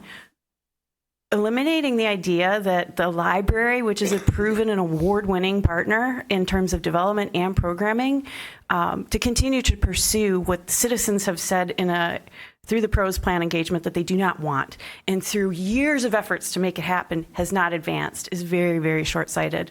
I believe that the housing, potential co-working space, public meeting space, a plaza that they are promising will be activated, and the ability to capture those taxes back into our budget. As we just talked about, the idea of what could we do to advance all of our initiatives that matter to the most vulnerable of our citizens is something that I think is important for us to pursue. So I'm fully supportive of this. I'm looking forward to it coming forward, and I think the city and the library are going to do a great job as a dynamic and collaborative partnership that I do believe the community expects us to do. We've just found a good partner. Councilmember Iyer. Thank you. I have long been a proponent of housing on this site since 2018. I would say I've been involved in discussions in the community about activating this site with housing and bringing new residents to an area of town that is really underutilized. It is an area in our downtown that, save for the library, is a dead zone. There are a few local businesses that often are not well supported, and they come and go because there just isn't the amount of activation in the area to support them. We have a housing crisis. We need, some say, 40,000 new housing units in this city. And this is an area that can sustain, that's been literally built to sustain a mid-rise building that can house a lot of people. I view this as a win-win-win. It's a win for housing advocates in our community. It's a win for the library and its patrons who desperately need a new downtown library branch. And it's a win for those who want public open space, because that will be part of this, it will be programmed, it will be successful, as opposed to what has been proposed so far. So I'm really excited about this plan. I'm thrilled and delighted to vote for it tonight, and I hope to see it move forward. Further discussion, Councilmember Harrison. I am really excited about this. Turning the library, our downtown library, into a real community hub where people can actually live, learn, and connect is a real incredible opportunity. As someone who has lived in Ann Arbor my entire life, I can't remember a time when I didn't have a library card. The library has always been a place where I explored new ideas, found inspiration, and felt part of the community. Watching the Ann Arbor District Library evolve over the years has been amazing because it reflects who we are as a city. Forward-thinking, accessible, and always working to serve people in new ways. This resolution is a chance to take that even further. By adding mixed-income housing to the library, we're expanding its role as a true civic commons. That's what makes this project so exciting. We're rethinking how we use public space to truly serve the community. I'm impressed by the collaboration behind this vision. When the city, the library, affordable housing developers, and the community come together, we can create something that's more than just the sum of its parts. I'm proud to be to co-sponsor this resolution because if it passes, we get to take the final step towards something transformative. I can't wait to see where this partnership goes, and I'll be working to make sure that whatever comes next truly reflects the creativity, accessibility, and inclusivity that makes Ann Arbor special. Thank you. Councilmember Dish. I want to thank my colleagues for being so eloquent. And I want to echo, yes, we need 40,000 new housing units. And we are just beginning to learn the scale of investment in things like sanitary sewers, other infrastructure, and the upgrades to the public transportation network that may be required to achieve that vision. So we really can no longer afford the opportunity costs of leaving a place downtown that is waiting, was created, was built, was outfitted for housing. We can no longer leave that empty. So I'm very excited to see this as well. Further discussion? Two quick points. First, I'll note that your packet includes a proposed amendment, which I realize that I failed to ask for. The proposed amendment, which if you click on the link to DC3, would add a parcel within the area to the parcels that would be potentially sold or authorized to be sold, transferred to the district library. Folks think about the library lot as a unified whole. It is, in fact, a series of parcels. The parcel identified at 319 South Fifth Avenue, broadly speaking, is the roof of the parking deck and many of the ramps. The parcel at 326 South Division, to be corrected by council, broadly is the street that runs Library Lane. That is the street that runs from say the back of the library to Division, and then the exit ramp of the parking deck. Those two items are included in the in that parcel, and it is contemplated that a fulsome development of 319 South Fifth might require easements and the like of that parcel, and so it would be useful to include that parcel in the charter amendment so that we'd be authorized to affect those distributions. So may I have a motion to affect the substitute, affect the substitute resolution, which is included in the packet. Moved by Councilmember Medina, second by Councilmember Dish. Is that friendly to the body? It's friendly. Further discussion of the main motion as amended. Councilmember Ackman. Thank you. I did want to point folks to the memo that was attached to our agenda late in the day from the city administrator that talks about the kind of negotiation discussions so far with regard to this spot. I think it lays out some of the things that have been discussed in a way that would be helpful to the public. Obviously, I co-sponsored this, so I am in strong support of it. For years, we know this site has remained underutilized despite discussions, task forces, and efforts to move forward with a vision for a public space.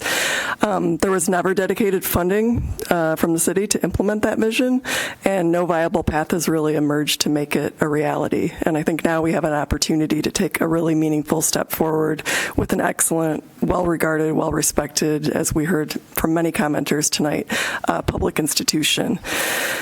To me, the choice is pretty easy. We can either leave this site in limbo indefinitely, which is essentially what the charter language did, and I appreciate that at least one public commenter brought up tonight how bizarre it is to specify in a city charter what will happen with a specific plot of land in perpetuity without it being designated as parkland. Even that is subject to change. Anyway, I digress. What this does is give voters a chance to move forward with a plan that strengthens our downtown, enhances public space, and serves our community. And so while we recognize that voters supported the charter amendment in 2018, like I said, the vision hasn't materialized, so this is giving Ann Arbor residents the chance to reconsider how to best use this public space in a way that serves the community today and into the future. So, thanks. Further discussion? All in favor? All opposed? It is approved. The 10 council members present, thus satisfying the 7-vote requirement. DC4, resolution to order election and to determine ballot question for charter amendment to repeal section 1.4 of the city charter. Moved by Councilmember Iyer, second by Councilmember Cornell. Discussion, please, of DC4.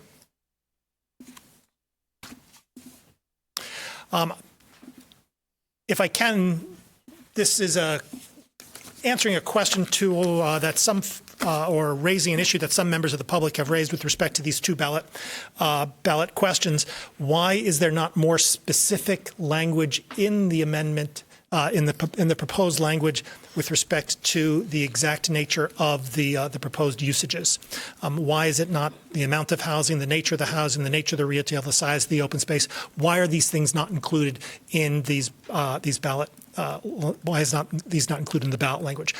Broadly speaking, we do not provide greater specifics in the ballot language because those specifics, I believe, could be viewed in court as advocacy, and indeed could be raised by opponents of the ballot measures as advocacy to talk about mixed use development, mixed income housing, and so forth. Could be seen as advocacy, and the ballot language itself cannot be advocacy.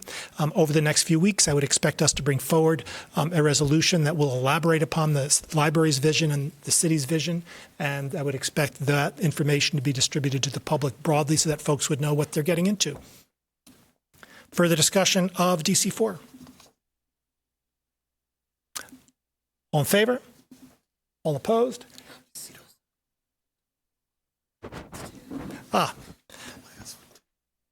Thank you. It has been. I've been told that we need roll call votes with respect to these two items. So let's do a roll call vote. I've just called for a vote with respect to DC4. So let's take the roll call on DC4, and then we'll cycle on back. Roll call vote on DC4, starting with Councilmember Malik. Councilmember Malik? Yes. Councilmember Radina? Yes. Councilmember Ghazi Edwin? Oh. Mayor Taylor? Yes. Councilmember Iyer? Yes. Councilmember Ackman? Yes. Councilmember Briggs, absent. Councilmember Cornell? Yes.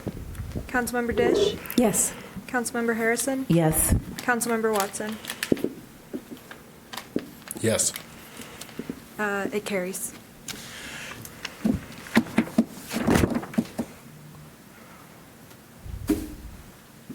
Considering procedurally how to bring back DC3. So is this a reconsideration? Yes. May I have a motion, please, to reconsider DC3, moved by Councilmember Cornell, second by Councilmember Iyer. Discussion? All in favor? All opposed? With 9 council members present, all voting in the affirmative, the reconsideration passes. Now we remove DC3? Yes, I'm getting a yes. DC3, resolution to order election and to determine ballot question for charter amendment to authorize the sale of 319 South Fifth Avenue to the Ann Arbor District Library. Moved by Councilmember Radina, second by Councilmember Dish. Discussion, please, of DC3. Point of inquiry. Councilmember Radina. As we are reconsidering, this is already deemed amended, correct? We don't need to re-amend. We should probably re-amend it. No, I believe that was done in the proper order during the discussion. So I think the non-roll call vote was of the motion as amended. And so the amended motion has been brought up. The motion that's coming back by approval of reconsideration. Thank you. Thank you. Further discussion of DC3 as amended. Roll call vote, please, starting with Councilmember Malik. Councilmember Malik? Yes. Councilmember Radina? Yes. Councilmember Ghazi Edwin? Yes. Mayor Taylor? Yes. Councilmember Iyer? Yes. Councilmember Ackman? Yes. Councilmember Briggs, absent. Councilmember Cornell? Yes.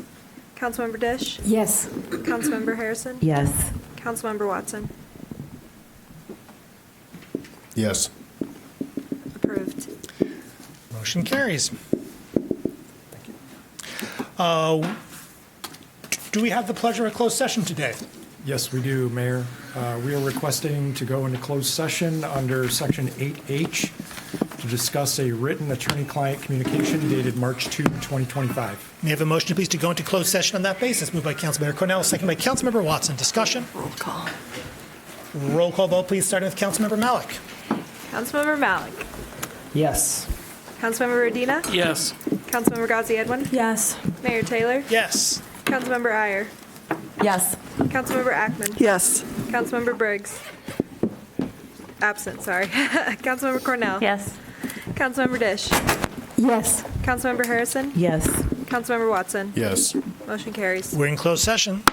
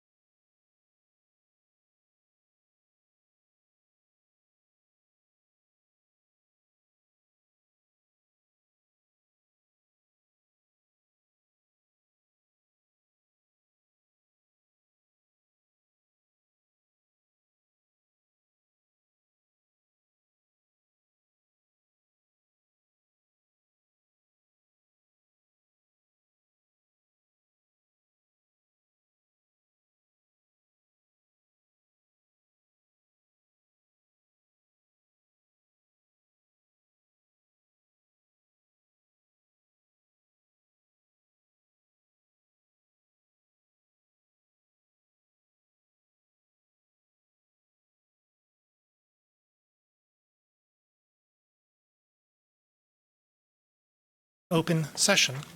We have before us the clerk's report of communications, petitions, and referrals. May I have a motion, please, to approve the clerk's report? Moved by Councilmember Dish, seconded by Councilmember Cornell. Discussion of the clerk's report. No, that's not a roll. That I know. that I have in my brain. Is the public memo in here? What was that? I'm just talking myself out loud.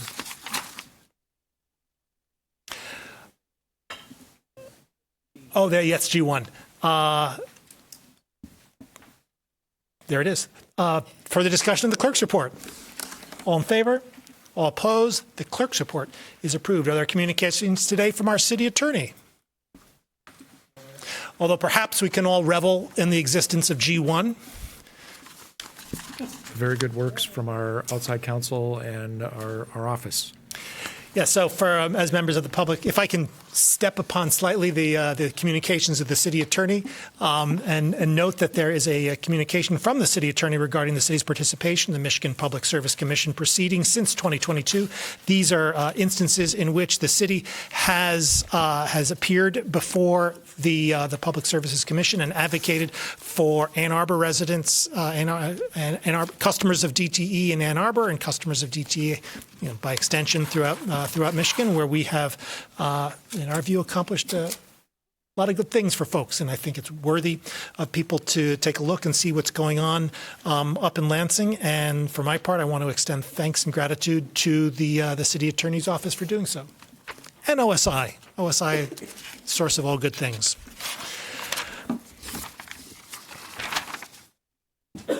We now come to public comment overflow. Having exceeded 45 minutes, we now come to public comment overflow. Per prior, public comment is an opportunity for members of the public to speak to council in the community about matters of municipal interest. To speak at public comment, one needs to have signed up in advance by contacting our city clerk. Speakers, in all instances, both here and online, will have 3 minutes in which to speak, so please pay close attention to the time. Our clerk or the time clock will notify you when 30 seconds are remaining and when your time has expired. When your time has expired, please conclude your remarks and cede the floor. Our next speaker is Zach Prince. Zach Prince.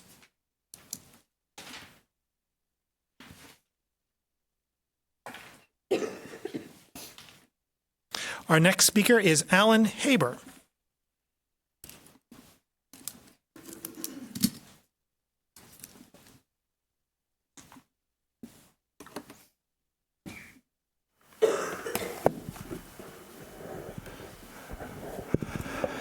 Well, thank you, Council. I'm the last one standing on the question of the Commons, at least for the moment. I sent you each a letter. Did anyone read it? Any hand? Anyone read any of what I've read? When I saw these resolutions, my first feeling was betrayal. And I began working on this question of the Commons in 2009. My education began in 2008. I should expect no more. This is about local politics and money. I've called this a totalitarian democracy. You got it all wrapped up.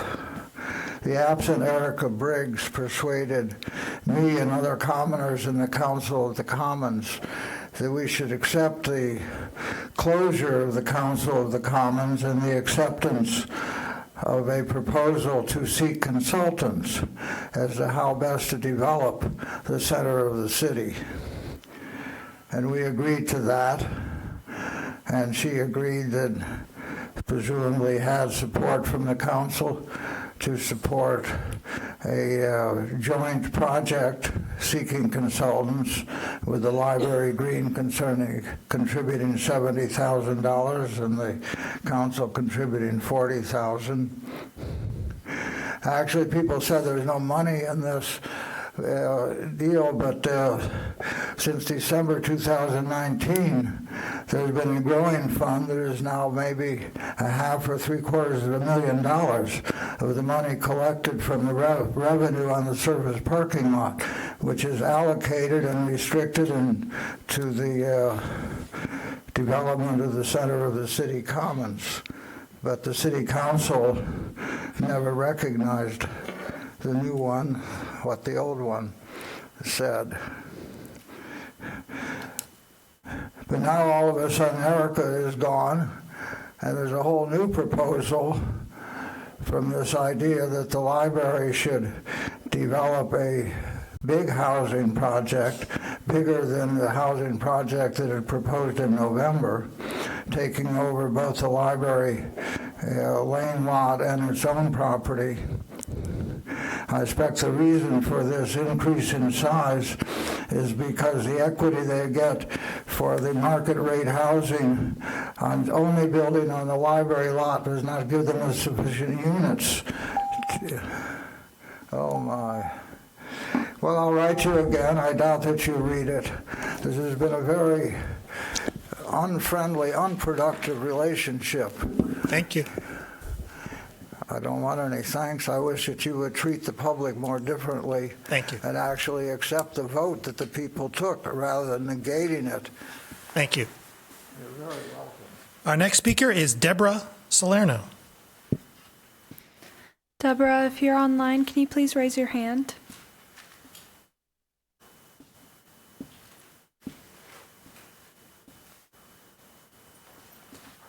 I do not see them. Our next speaker is Mary Jane Warden. Mary Jane Warden.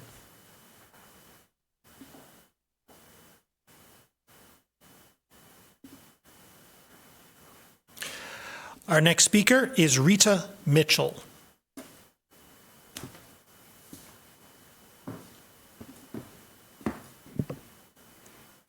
Press *6 to unmute.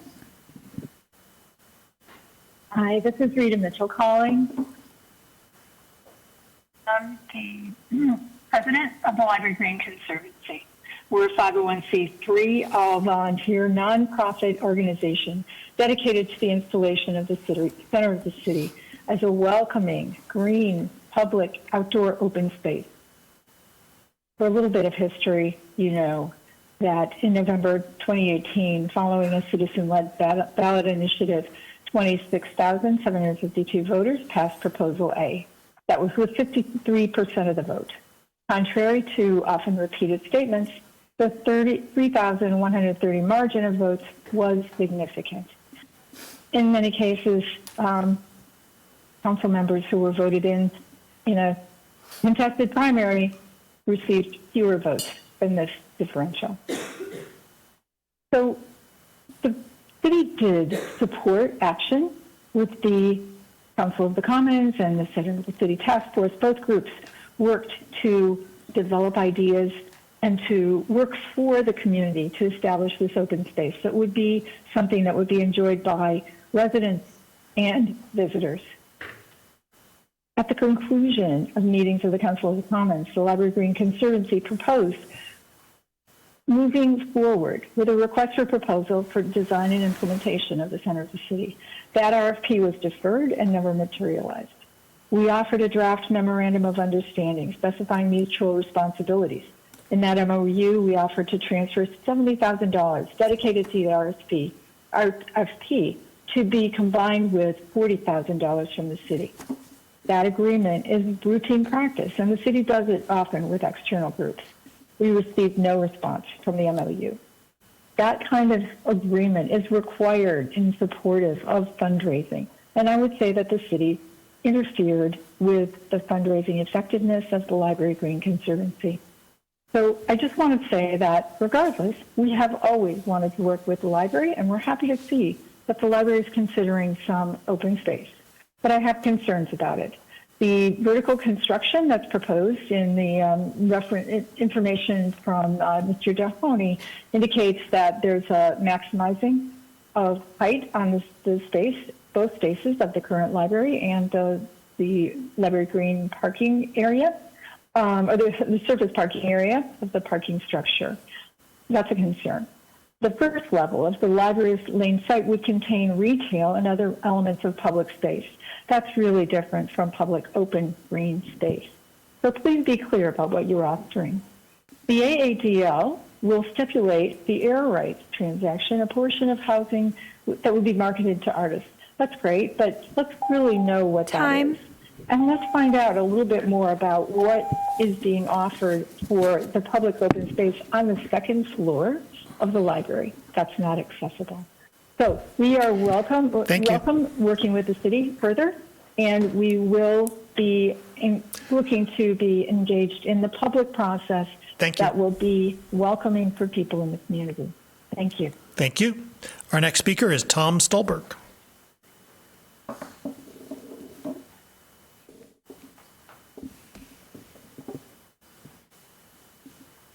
Mayor, I do not see him in the gallery.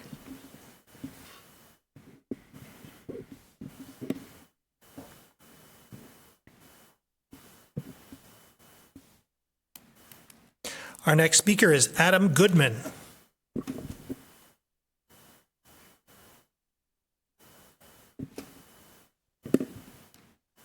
Hi, this is Adam Goodman speaking to you from the 5th Ward.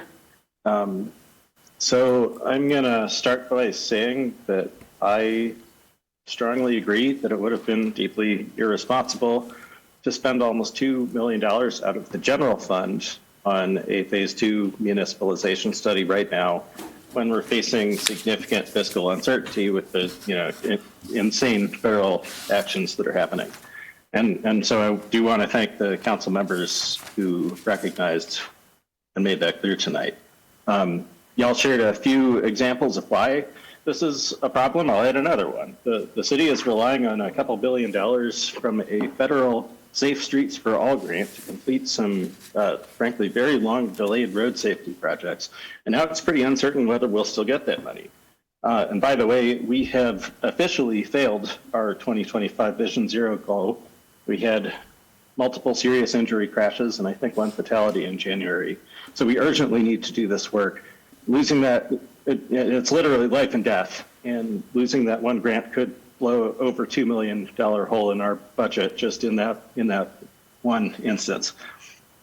I also think it's really worth paying attention to the need for an ongoing dedicated $3 million a year plus millage, as Councilmember Harrison pointed out, to fund future litigation and studies if we do try to proceed with municipalization. That came as a bit of a surprise to me when Mayor Taylor presented it at the Public Power Forum last month.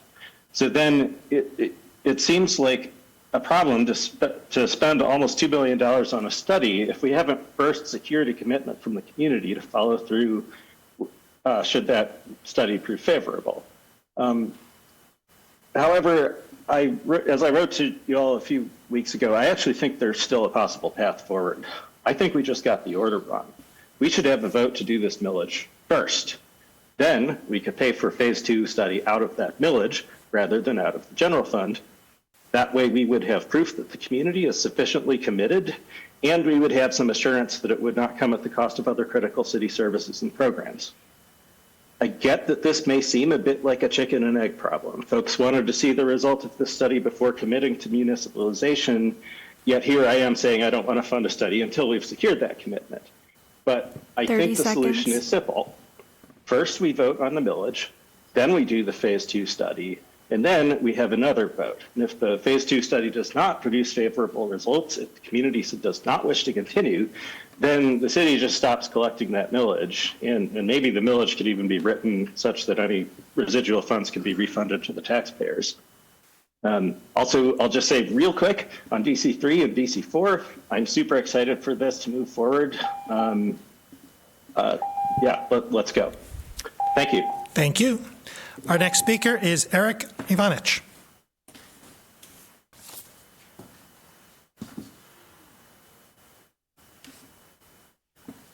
Hi, I'm Eric Ivanich, calling in from the 3rd Ward.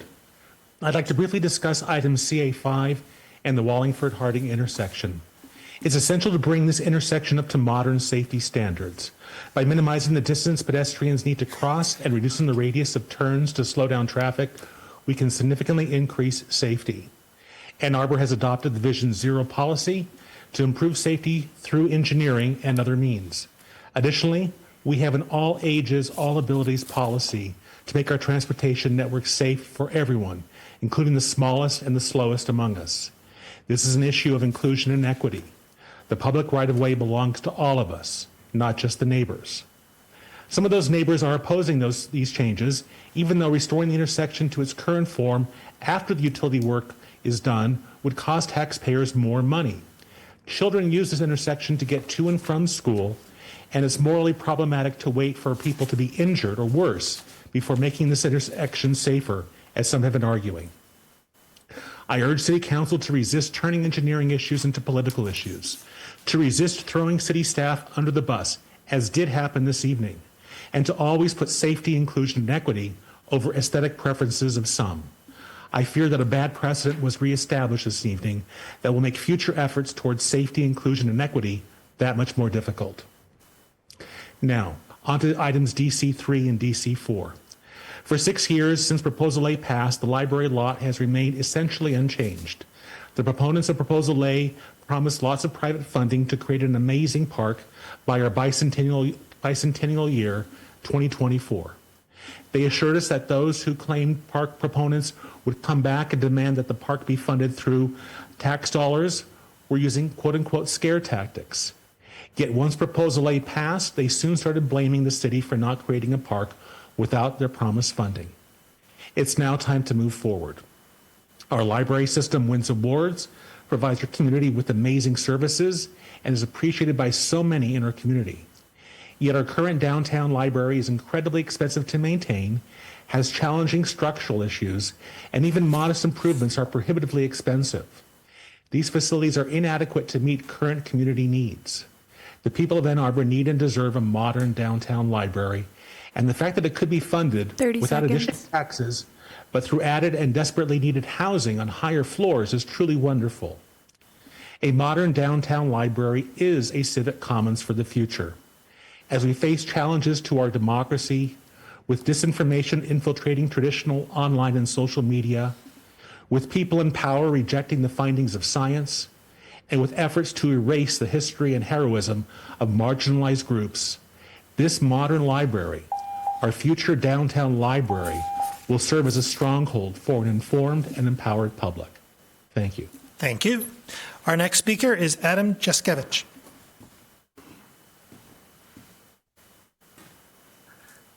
Hi, this is Adam Juszkiewicz in the 4th Ward.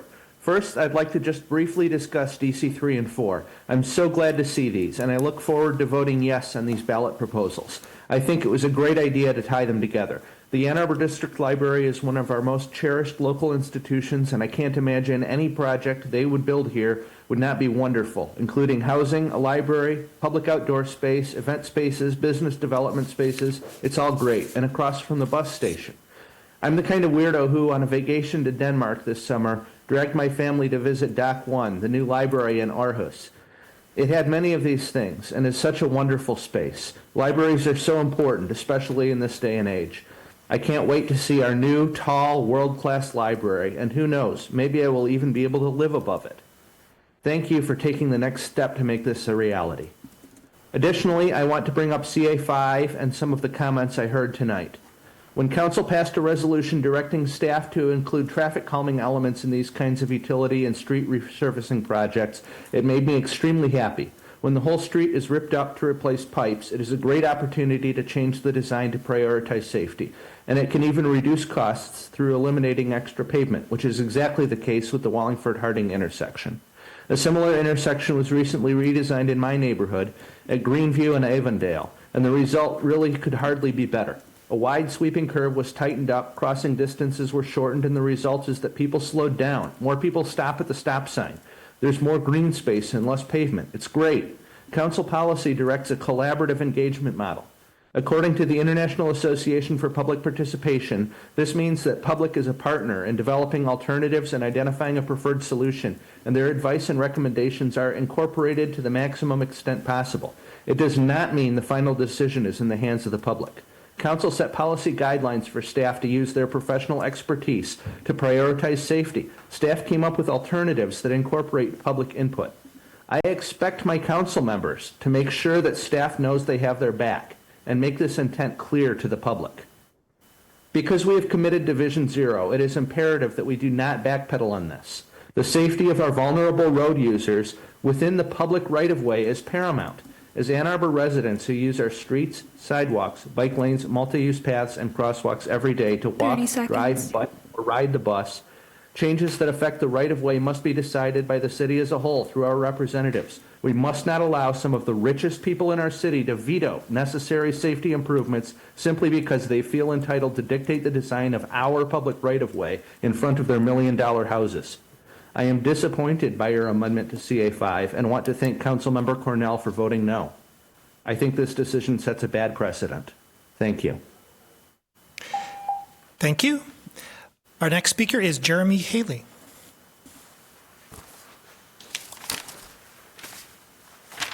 Thank you all for having me. My name's Jeremy Haley. I live in Ypsi Township. And what I'd like to talk to you about is, I'm pulling up, like who reads newspapers these days, right? Where I used to live in the city of Dexter, they were putting in a building on a very odd piece of lot. Oh, there it goes. And here's a quote from the developer for who's developing that piece lot, and this is how it relates to, the Church Street. Bloom pointed out that developers, that's it, have included a 1,100-foot city water line extending from Alpine Street beyond the Pelham to at the entrance to the Westridge subdivision, and at a cost to be $500,000 to $600,000, and this is a massive infrastructure investment that we are the developers doing for the city of Dexter. When I went to the council meeting and asked them who pays for the maintenance and repairs of such water line that such developer puts in, they couldn't answer that. Because essentially that developer used that as a bribe to get the project approved, because if that water line hadn't been done, he couldn't get his building in. And for Church, how this relates to Church Street is, the developer agreed to pay $7.25 million to the Ann Arbor Housing Fund, $170,000 to the parks, $150,000 to downtown bathrooms. It's the same thing. It's unfair business practices by any other developer who don't have the extra cash wouldn't be able to develop anything. It's basically extorting developers who have the money and letting ones who can't afford it just go elsewhere.